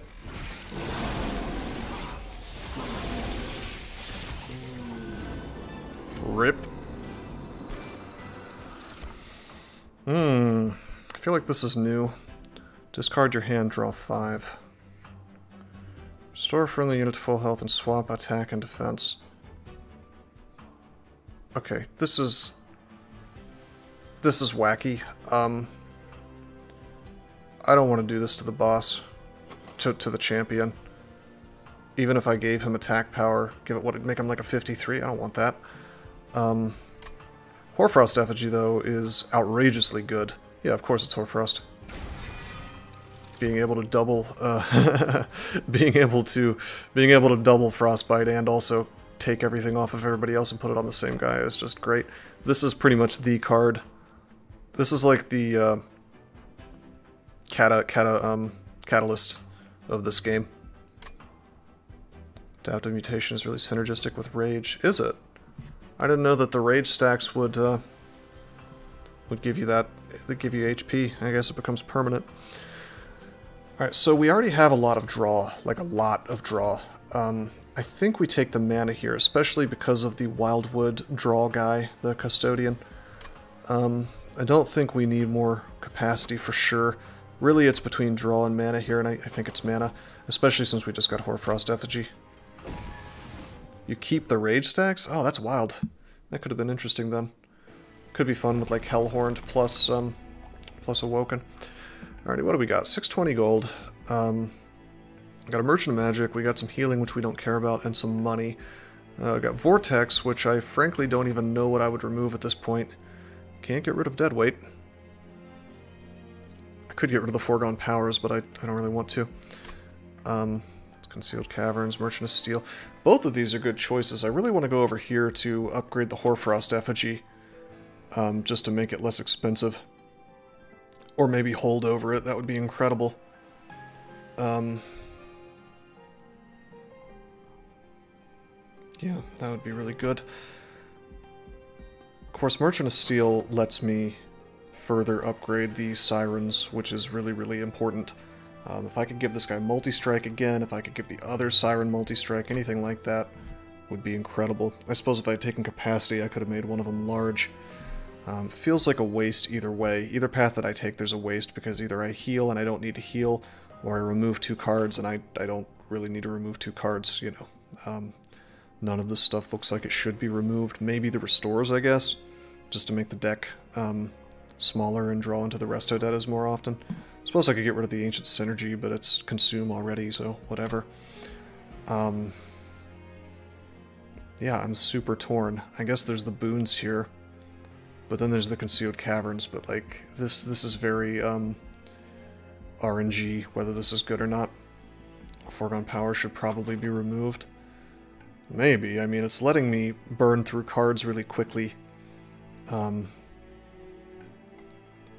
You know, it's applying lots and lots of incant. I know I have 4 mana now, but still, if I draw into a lot of high-cost crap, like the Helical Crystals and the Hoarfrost Effigy and the Ancient Synergy, I could end up with dead turns, whereas with these foregone powers in the deck, I never have a truly dead turn. I do agree that having foregone power and Hoarfrost Effigy in the same hand would be pretty unfortunate, you know. Discard is regularly costing me. Yeah, I'm just not convinced that it's costing me more than it's giving me, you know. Like, I can't really overstate how good applying tons of Incant is, although I suppose my real engine with that is the stings at this point, so you might be right. I just feel bad about passing up Merchant of Magic when I really badly need to upgrade Hoarfrost Effigy.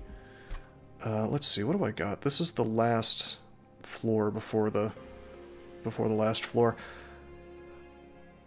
Hellvent, Merchant of Magic. I think what we'll do is we'll take the steel here, and then we'll probably go to the magic and then copy Hoarfrost Effigy if we can get a really good upgrade on it. And I think I agree with you mainly because I have my two holdover stings now, which we could just copy holdover sting next time. We'll remove these two guys. I don't think I would do this if I didn't have this exact combo going.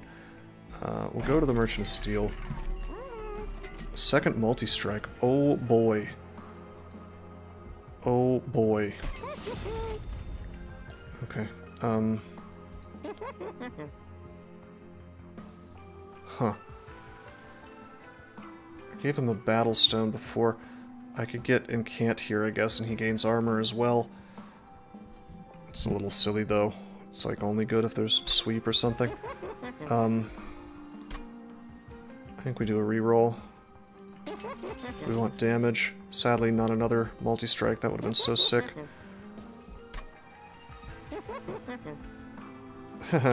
Tempted to get Endless on this guy just to keep him alive, but I don't think we take any of this. I could take a second Battle Stone, I guess, just in case there is sweep, I suppose.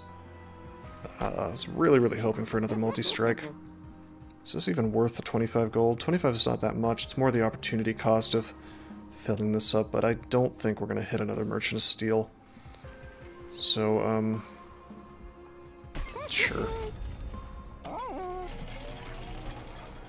Fingers crossed, something good.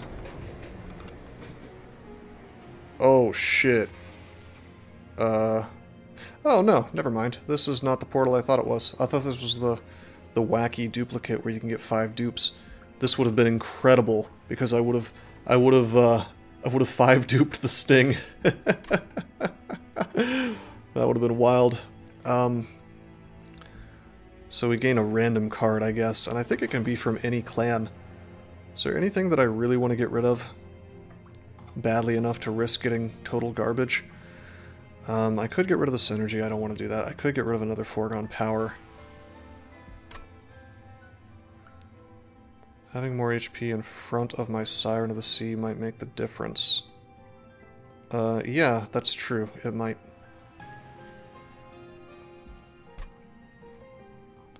I'm gonna do the Madman play.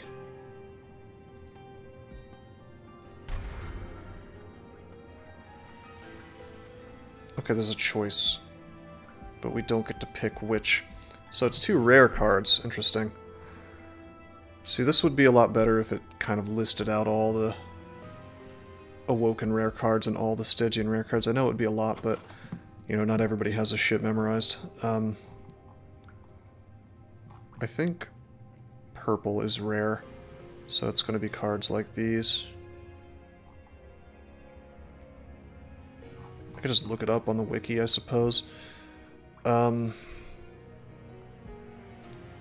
creatures are always rare, I believe. Or they're treated as rare. Oh no, that's uncommon. They're rare or uncommon. I think we're going to take Stygian and maybe we can get a second Hoarfrost Effigy. Oh, and we can skip. Okay, cool. Yeah, so it's a Deep Offering. Discard hand, draw 5. That's 2 mana. But you know what's interesting about this card? If I were to burn both of my stings, and then have this as the last card in hand for whatever reason, we could cast this and then get the stings back again, because they go, I believe the way holdover works is it pops it on the top of your draw pile, right? The hell are my stings? There. Yeah, placed on draw pile. So we could, that's a big ass meme. But I do think I'm going to take this. Also, it consumes, so. It's like a hand fixer. So I think that was worth it. Also, we can freeze that.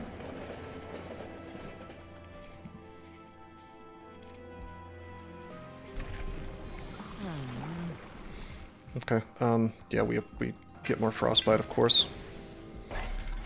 Alright. Do I go ahead and do a purge, I wonder? I could get rid of my last 2 foregone powers. I think I'm coming around to this messing with my deck more than helping it.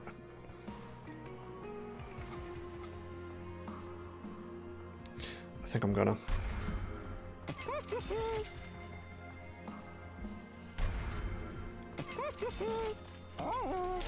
Okay, I think with the 4 mana this will be okay.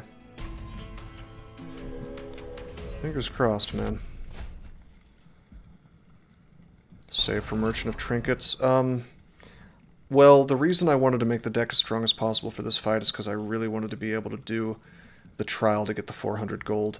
Now that I see what the trial is, I mean, we really do not give a singular shit about Spell Shield. The Incant Double Relic would win this instantly. That's true. Although this is going to go a long way to letting us buy stuff, let me tell you. So we're going to do this. I don't think I need backline removal in this fight. Steel Wings there in the front. Pyre Wings is painful. A lot of HP either way. But yeah, I mean, we don't care about Spell Shield. The only thing it's really going to block is Flash Freeze, you know? And I think the Frostbite might still go through. I'm not sure about that. Hoarfrost Effigy doesn't count as a quote-unquote damage spell, so it'll block Helical Crystals, it'll block Ancient Synergy, I guess. Just not stuff I really care about that much. Ember Drain's irritating, I have to say. We're going to have like 1 mana for most of the fight because they're going to Pyre Wings, or they're going to swing on my 3 stack and it's just going to be horrid. So that could screw me over pretty badly. I might have to put my dudes on top. Even if I do that, though, there's nothing... Yeah, there's nothing I can do to kill the Pyre Wings, so we may lose this. I think it'll be okay, though. Anyway, yeah, we're gonna take the Spell Shield. 400 gold is really gonna help. Versus the final boss. Okay. He's by himself. Alrighty. I don't think they have haste on anybody. So I guess we put our boy up here. Siren of the Sea. We can buff him a bit. Do that. Give him a draw. Oh yeah, Sting's gonna not do anything, but we're really not casting this for the damage, we're just casting it for the incant. And we're gonna have a ton of damage is the thing. Okay, sadly we got Collector up here, but that's might be for the best. We can just sting that and kill it. Let's see, do I have my Siren? Yeah, I do. Put him probably in the back, to be honest, although the sweep kind of screws me either way. So yeah, we go to one mana next turn. Rough, but we can still do our stings, so that's cool. Throw him here. And we are going to need to start healing him, probably. We could put Sillified on the bottom and just have spikes trigger. That's kind of cool. I don't know if we want to kill this thing, to be honest, because that's like more... yeah, no, we want to kill it, because that's a lot of damage. I was going to say we trigger Frost more, but eh. So put that there. I really hope that Hoarfrost Effigy gets frozen. Okay. Okay. Steel Enhancer probably goes on this just to give him more HP, I guess. I don't think I need to give attacks to Soul Guard. There's no real reason to. Plus, this buffs more with the multi-attack, so... Okay, 2 mana left. I can Sting to kill this. Or I could Helical, which will do absolutely nothing. So let's Sting up here. Give me my money. Okay, and I can't really heal anybody, but I can trigger the thing. It's less damage still than I would like. Sadly, we don't freeze the Hoarfrost effigy.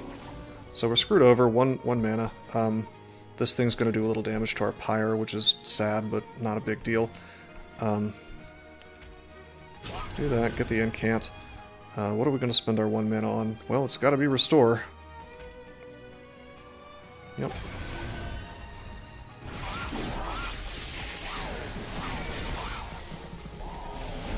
Oh, and of course we're losing mana from Silliphite down here, which blows. Yeah, we're getting torn up actually in this fight, mainly because of the mana reduction. We're not able to scale as quickly as we'd like. Silence. Oh hey, we can take away the Ember Drain. It says triggers when attacking, but he's silenced, so I don't think that will do anything. Or does the word trigger just lie to me? Really shouldn't use that word. If silence says disables triggered abilities, that's just confusing if that's the case. Did this thing change color, I wonder? If that went gray because of silence, then that would indicate it doesn't apply. I guess we're gonna find out. We're learning things today. Okay, of course we're gonna buff. Of course we're gonna buff. This thing's not dying though. We have 3 mana. Helical Crystals, which actually does something now. He does have spell weakness too, so we could crush that. By the way, our boy here is dying, and there's no way to keep him alive unless I were to Resto Dedo him. And you know what? I think I do want to keep him alive on account of the fact that... Wait, hold on. Can I keep him alive? Shit, maybe I shouldn't have done that. Well, doing that made it so that the 2 spikes will trigger at least, so he will kill everything. 3 waves remaining. 15, 30, 30, 30, 40 damage. So if I were to heal... Let's see, if I do restore... When does regen trigger? At end of turn. So no, he would die. I'd have to use all 3 restores on him. I'd really like this Pyre Wings to be dead. If I do this, it kills this guy, or it takes him to 14 HP anyway. Then we do way more damage probably to Pyre Wings. Huh. Sure wish I knew what the rest of the waves were. It's probably best if I keep Silliphite alive. Hard to say, really. I think, as always, I'm gonna default to more buffs. I'm gonna lose, like, 20 Pyre HP from this Gilded Wing, by the way. Alright. 92 damage on him now, very good. I'm gonna keep this Frozen Restore, and just keep buffing our friends here.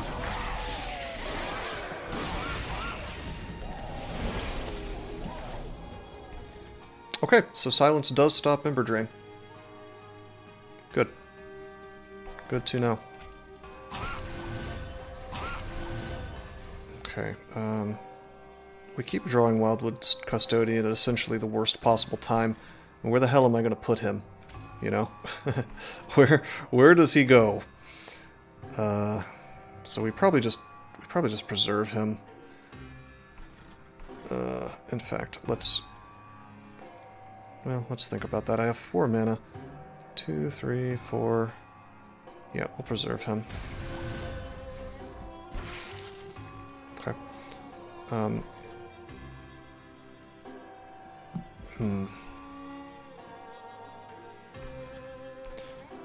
think we might have to live with having no mana on the boss turn, the first boss turn, which sucks. Can't really kill this Pyre Wings. We don't have enough damage. There's nothing I can do about that. I could freeze the Resto Detto, but it's just gonna go against the shield and do nothing. So, just heal him. Then we'll heal some of our boys here. And actually the Icicle Fracture is going to freeze this Flash Freeze, so we could use that on the boss, I suppose. This does nothing, I think. I guess it does block the Frostbite. Kinda lame. Well, in that case, we'll just... Well, I don't know, actually. We can... You know what? I could do this. Nope, that does nothing because he has the Spell Shield. Okay, well, in that case, we just heal up a bit on all of our boys.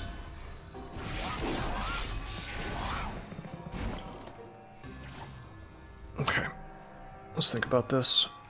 Of course I do this. I want to try to cast everything that's not frozen so I can keep my Hoarfrost Effigy in hand. So that means we pretty much have to cast Helical Crystals and Restore. Yeah. Yep. Because it won't freeze a dead weight, I don't think. That would be super lame if it did that. Alrighty, so we'll heal our frontline guy. The only question is, if I'm going to do this, I probably want to cast Flash Freeze as well to get value out of it. So I think what we'll do is, let's see, are you? No, you're not spell weaknessed. If he was, well, our Cellophite would still be alive. Actually, I wonder, is this... Oh wait, no, it's gone already because I used my Sting. Okay, so we'll just do this. Okay. And then I think we will go ahead and Flash Freeze. Yeah,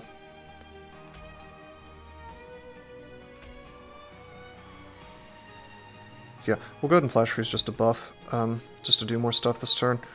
Because even if I do like a Wildwood Custodian up here to get more card draw, I'm only going to have, no matter what I do, I'm only going to have 1 mana. Well, I don't know, actually. I could draw... Gosh, we're not going to be able to cast the Deep Offering. That's lame.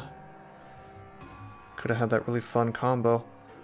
3, 4, 5, 6, 7, 8. 3, 4, 5, 6, 7, 8. It's actually 10 cards in the draw pile. It's not showing the stings for some reason. I'm going to draw both stings, and then we're going to draw 3 more cards, or 4 more cards if I pull the guy. No, we'll have time to do it. We'll have time to do it before the boss fight. Okay. Yeah, we'll do that. So he goes up here. That's fine.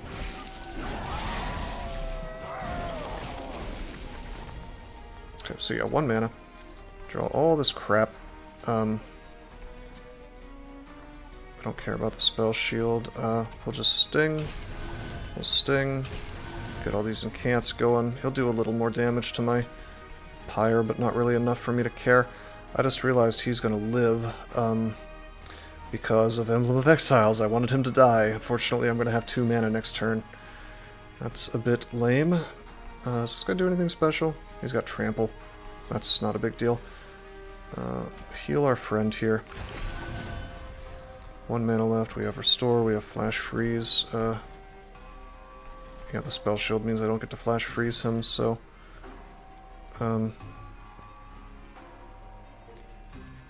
I almost want to Flash Freeze just to not have so many frozen things, but that's okay. Flash Freeze my own guy. I could Flash Freeze my own guy and have more mana next turn.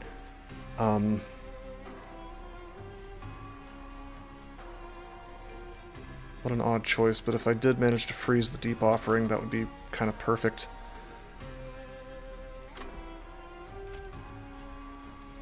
It doesn't really matter. This guy is pretty much sure to die next turn, isn't he? So no matter what I do, yeah, no matter what I do, I think we win. I do think this is the right call, though. Although the Hoarfrost Effigy we're not going to be using until that Ember Drain goes away anyways, so... Whatever, I'll still have 3 mana. Let's just buff. 104 Pyre, that's fine. And I bet you without even doing anything, this guy just dies. Yeah, he's done. I was gonna say, we've built up a very powerful deck here, and even if he hadn't, we could have just thrown on Hoarfrost afterwards. This would have been pretty wild. Although now that we have Hoarfrost, I have a suspicion that it would be good for us to put to get a really good tank above wherever the you know, the big main line is, and then that's more time for the Frost to go through. We don't have that right now, and that's really quite bad. Alrighty, I don't think having more silence is really that useful. I don't think any of these are that useful. Maybe Guardian's Amulet, but that's not that much sap. The only sap thing that we really want is that incant guy. The one the incant guy who applies sap would be really amazing with this deck. If we could somehow get him in the same row. But yeah, I don't think this is good enough. Yep. I don't know, this would be pretty sick though to cast against the boss, because he has a multi-attack too, so 3 attacks, that's reducing his damage by 6, his total damage by 6. That's only for 1 turn though, so 1 set of attacks that it's only reduced by 3, and then it's reduced by nothing, so.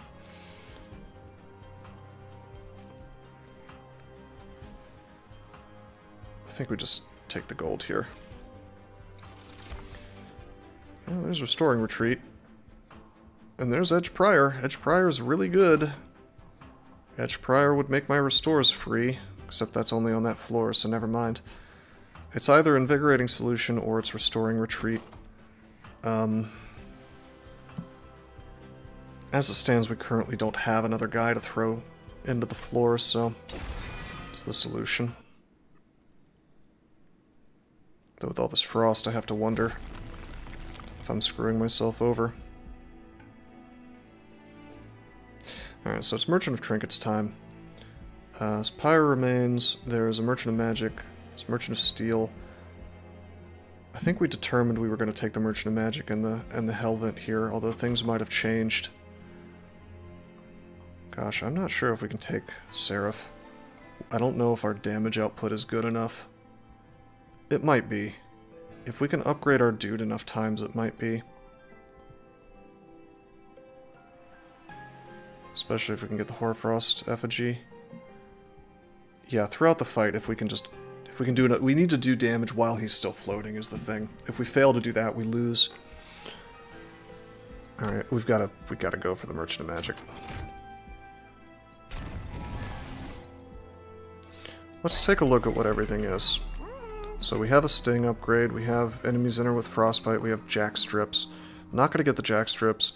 Entering with Frostbite seems okay. Channel Heart I think I'm definitely going to take because we're casting 2 stings per turn. Yeah, Merchant of Steel is not very useful right now, I agree. Merchant of Magic, we've got a double stack here. Sadly that doesn't double the HP on Cycle of Life, so probably not going to do that.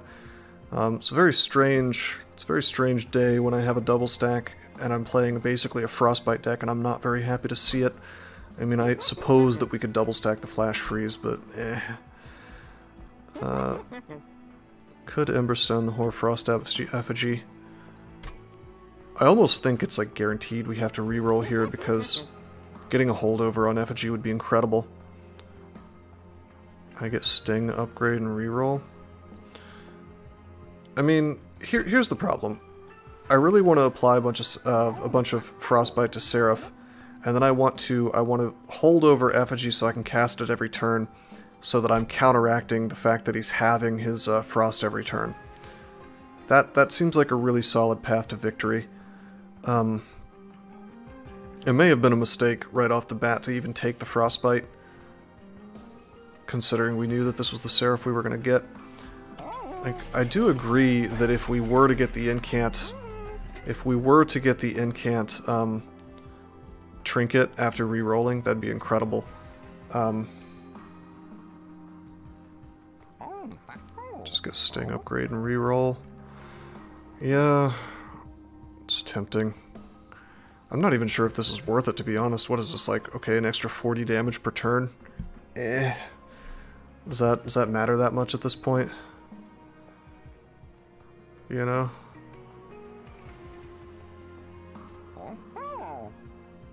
I guess if we got the other sting spells, then maybe. I think there's or the sting artifacts. I think there's like a sting artifact that gives you a sting in your hand every turn or something like that, which is pretty wild. I guess I'll have 3 actually, not 2, so it's 60 damage because I'm going to duplicate the sting most likely.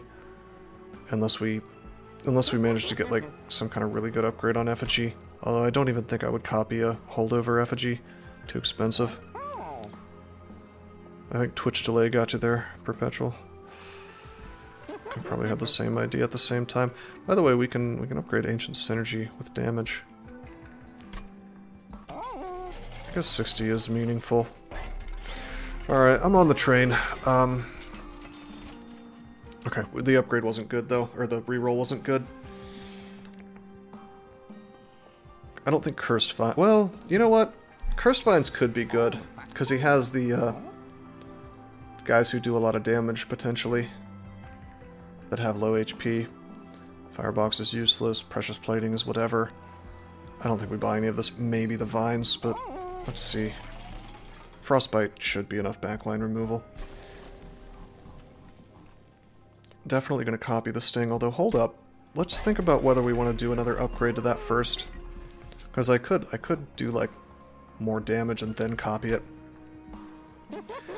I think the Emberstone gets used first, and we use it on Hoarfrost Effigy. A little more castable. Power Stone probably goes on. Fuck, I want to get rid of these stupid helical crystals. These are junking the deck up, to be honest. I'm at the point where I'm real tempted to just purge card twice, which is a huge amount of money, but I just think those are kind of useless to me. And we could double stack the Flash Freeze, you know? 16 Frostbite. Does that increase mana? Yeah, it does. Ugh.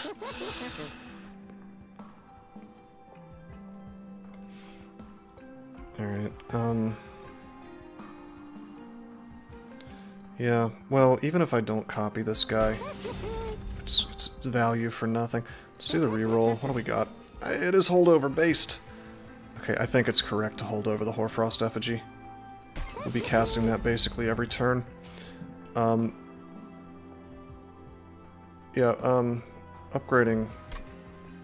Resto Detto is not a bad idea, but we can do that right now. I probably could have done that twice, I guess. Or we could upgrade the other Sting. I think it goes on Resto Detto because we're going to really want to heal our guy as much as possible. Alright, and then we want to reduce cost on something. We're spending 2 mana every turn, so we really only have 2 mana per turn to work with. I think these helical crystals, we just kind of freeze them and forget they're in the hand. I could reduce the cost of Ancient Synergy just so I can actually cast it, you know? Because if I don't get this early, this is just crap that I'm never going to want to cast.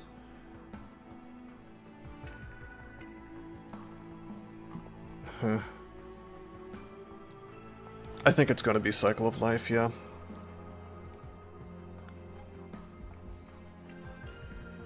Yeah, I think it's going to be Cycle of Life so I can do something with it, you know?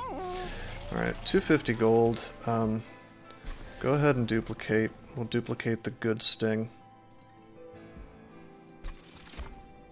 Okay.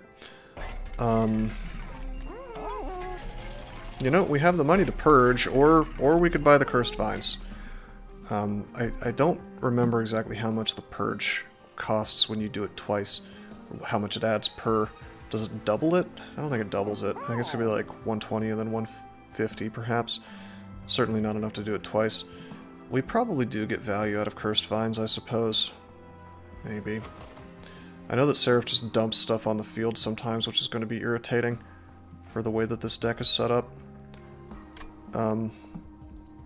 So I probably do want to keep the helical crystals to deal with that, maybe. Not that I'll be doing enough damage. I could use stings to do it though, so that's okay. I'm just gonna I'm just going to do this, and we're going to see if it gives us value or not. I think it will. Alright, fingers crossed. This is the test of the deck, I suppose. Can we beat Covenant 25 Seraph with a Frost deck, despite the fact that he will have all our debuffs? Pyre health. I don't think that 40 Pyre health would have made a difference. I think swapping around is best, because now we can kill these Lightwings immediately. Not worry about leaking. Twitch delay is bad. Yeah, sorry about that. Okay. So we drew really bad cards to begin with. If I had gotten both of my... If I had, like, gotten both of my stings, two out of 3 of my stings anyway, we could have popped him down and just, because of Cursed Vines, slapped around these two guys, you know?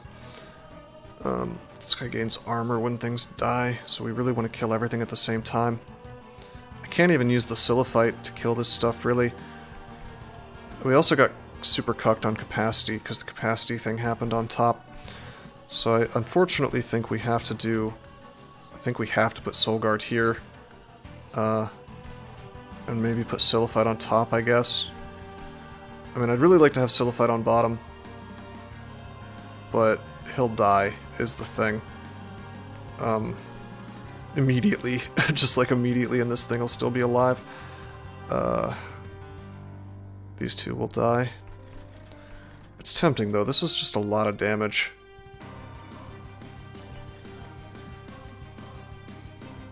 I have 70 HP, but I don't think it's enough.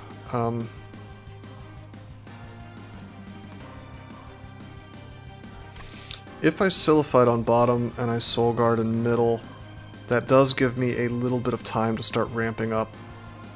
You know, because these two things die, then we're only dealing with 26 damage. It just gives me time to make him non-shitty, you know?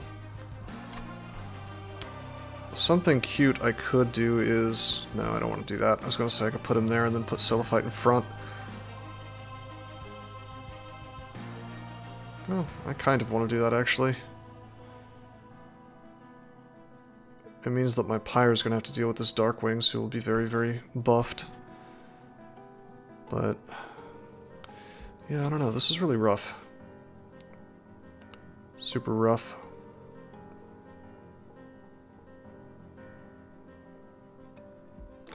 In fact, this blows a lot.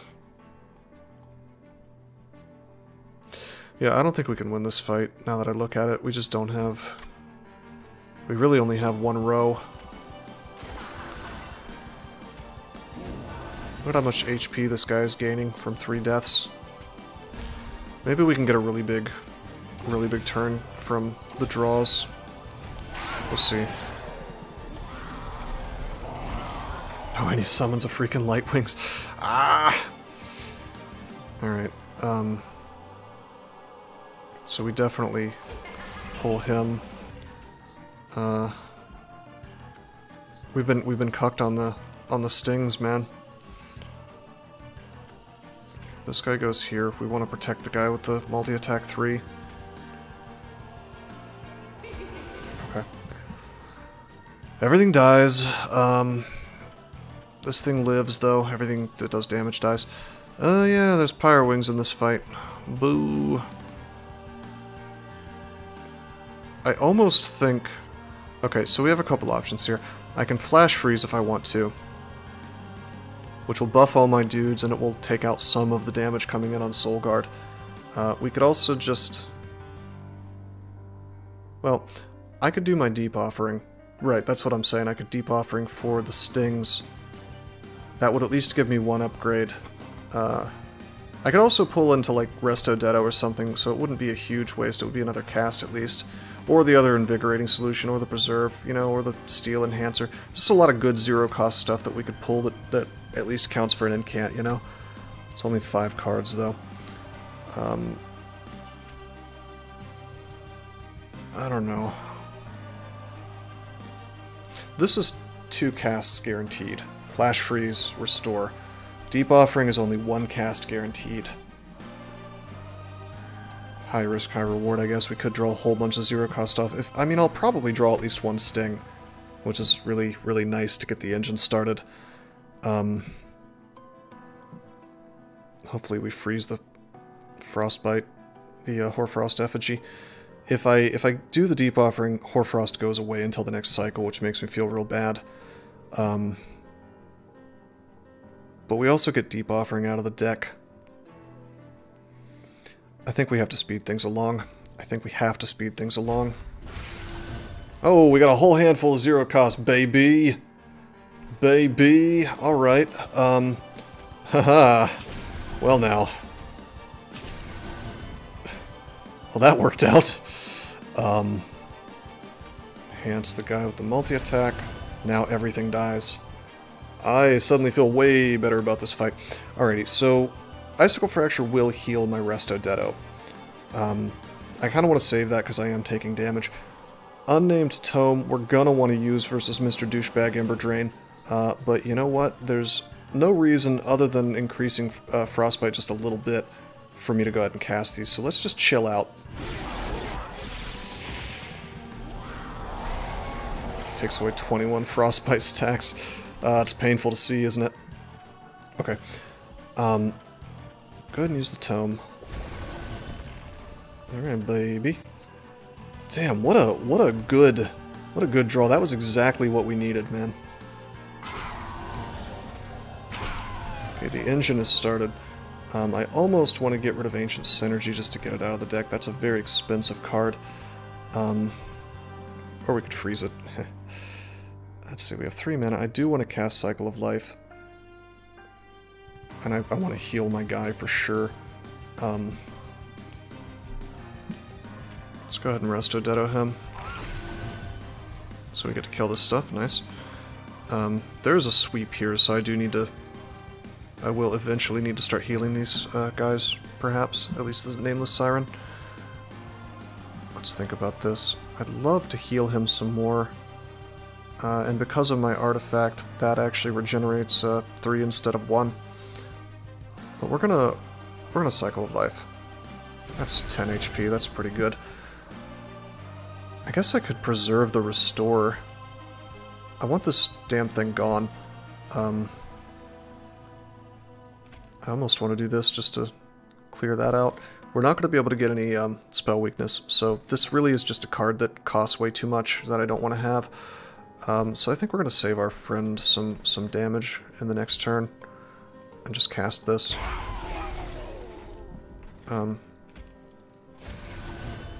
Preserve our Restore. I mainly did that just to buff some more. I should have probably waited, actually, because it would have frozen it anyway, and Permafrost was already frozen. Preserving Ancient Synergy for a bad turn. Yeah, you're right. I think I'm making a mistake in what I did, because I was afraid of drawing too many cards, but I don't think, now that I think about it, I don't think the deck is capable of drawing 10. I was thinking I might hit max hand size, but yeah, you're right, I should have preserved that. Although I was thinking that as soon as my Hoarfrost engine starts, I'm never going to be able to cast that again if I want to keep Hoarfrost in hand. You know, so that was the thinking there. I would like to have more draw. I'm gonna want to Resto Detto for HP. By the way, we still keep Helical, I guess, for a bad turn via Icicle Fracture. This guy up here.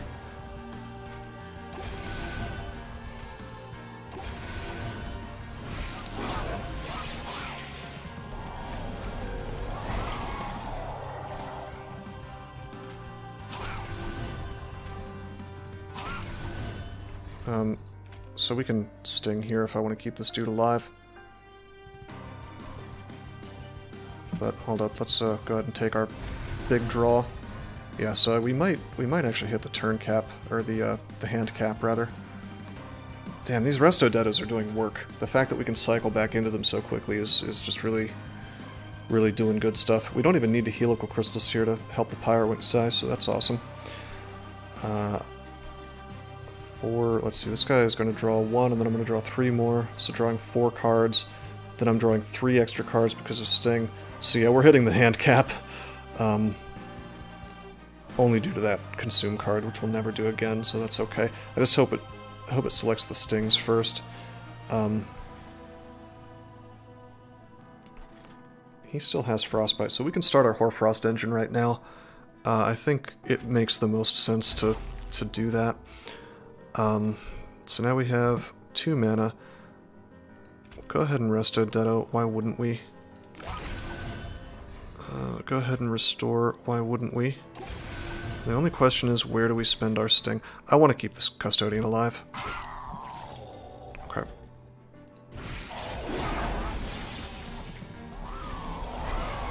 Haha, and he poops another one out on top. Alright, that's fine. So we did get all of our Stings back, that's cool. Use the high damage ones right there. I think this is in the bag. Steel Enhancer. Yep. On the multi-attack guy. Look how buffed he is. Doing a lot of stuff per turn. I didn't get to do my Hoarfrost effigy. Did I have less mana in that turn? Or did I just cast more things than I intended? All that stuff was 0 cost. What did I just do? Oh, I know what happened. I had Ember Drain, I guess. Yeah, I took it from 4 to 1. That sucks. We're gonna need that to go frozen then. Yeah, we really should have killed that Pyro Wings with a spell. Maybe I should have kept that Ancient Synergy. Alrighty,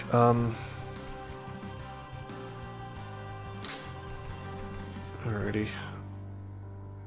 That's obnoxious, especially since not very many waves are remaining.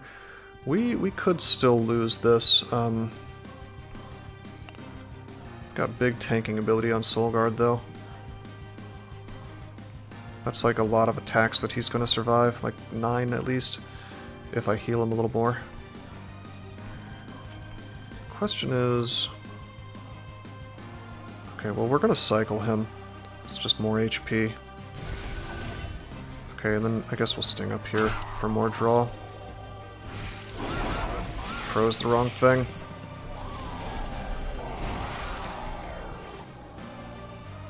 Okay.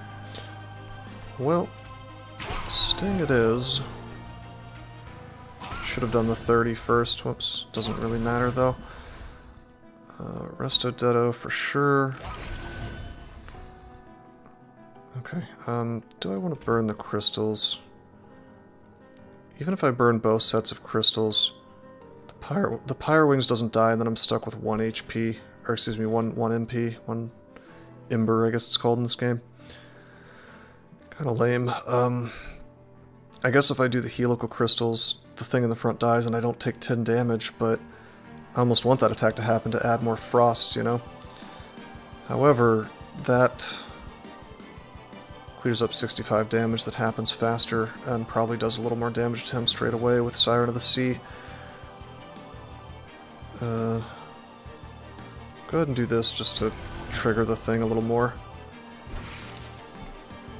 Trigger the incant. Healing would be good, just casting more stuff would be good. Although if I get rid of the Helical Crystals now, it's more things I can draw for later. I don't want these junking my hand up. What am I drawing? Three stings and 4. A 4th card from draw up. So that's 9 cards total. That's still not 10. Well, we're drawing 9 cards and then we have 5 in hand already though. So that's a problem. I think my bottom line is I need this guy to survive more attacks.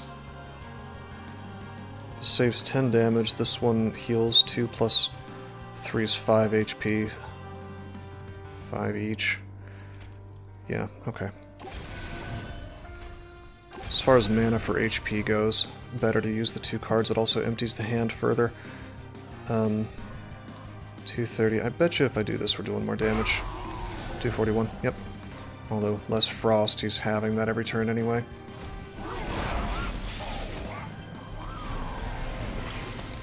Oh, it's rough.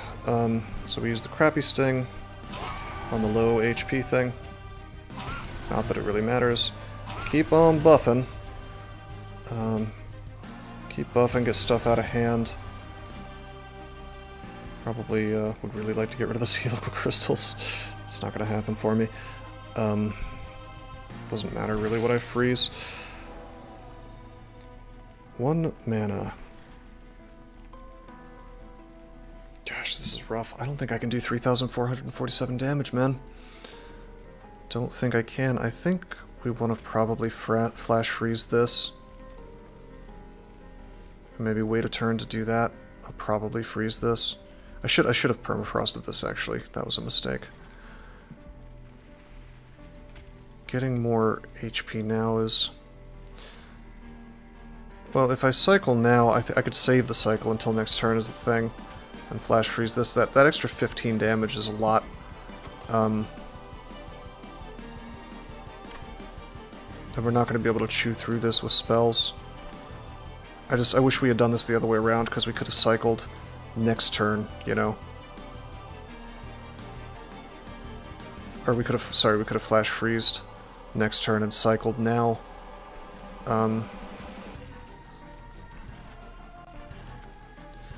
Well, it might not matter, because an attack is an attack is an attack, right? So 15 is not that much more than the 10 per that he's doing, 10x3. Either way, it's triggering revenge, you know, and he only does it once before he dies from frost, so... It's probably best to just stack as much buff as I can on these guys, even if I made the mistake. And there's a chance we get to freeze, flash freeze, so let's, like, fingers crossed, hope that happens. Hey, we got it. Oh, he dies. I underestimated the deck. I guess it's this guy, man. It was Siren of the Sea the whole time. The 2 multi-strikes did it. All his buffs, man. Based. We didn't even really get much value out of Hoarfrost Effigy. Is the funniest thing. I thought that would be the game changer, but... Yeah, it was really just the power of this line. Man, was just unstoppable. Let's dab on them as hard as we possibly can. What can I do to make this even more embarrassing for him? I guess I could flash freeze that. I bet it's best to do that. And we'll just, I guess I could have gotten more Hoarfrost if I had done it to him, but whatever. Let's watch this go through.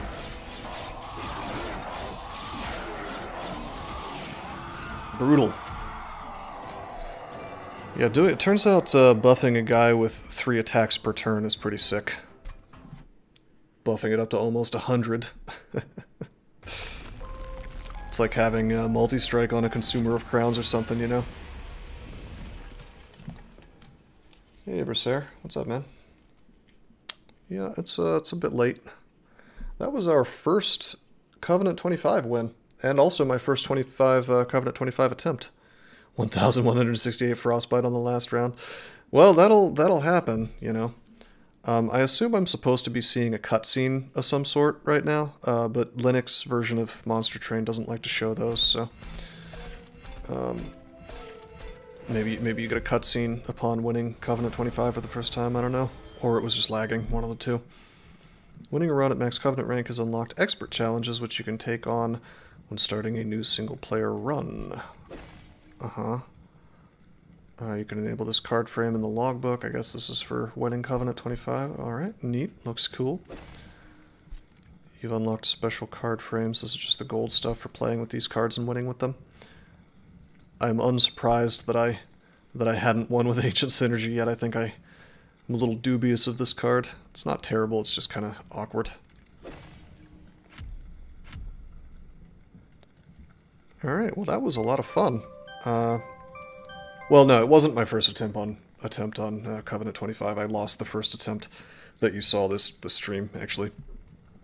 But in my defense, I had to figure out how to play Soul Guard, you know. And I think I made some pretty basic mistakes the first attempt. Man, look at Quezel, still climbing. I forget if he was at 20 last time. And here comes Alf too.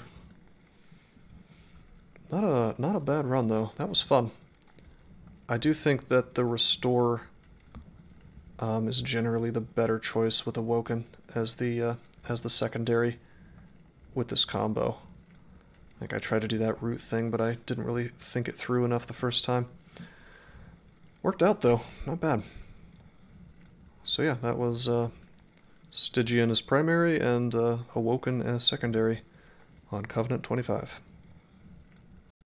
Did you know that there are many ways that you can help support this channel? Read about them on rosecrypto.com/support. At Rose Crypto, you can learn all about cool things like the Brave web browser, Bitcoin, and other cryptocurrencies. Thanks for watching, and don't forget to like and subscribe.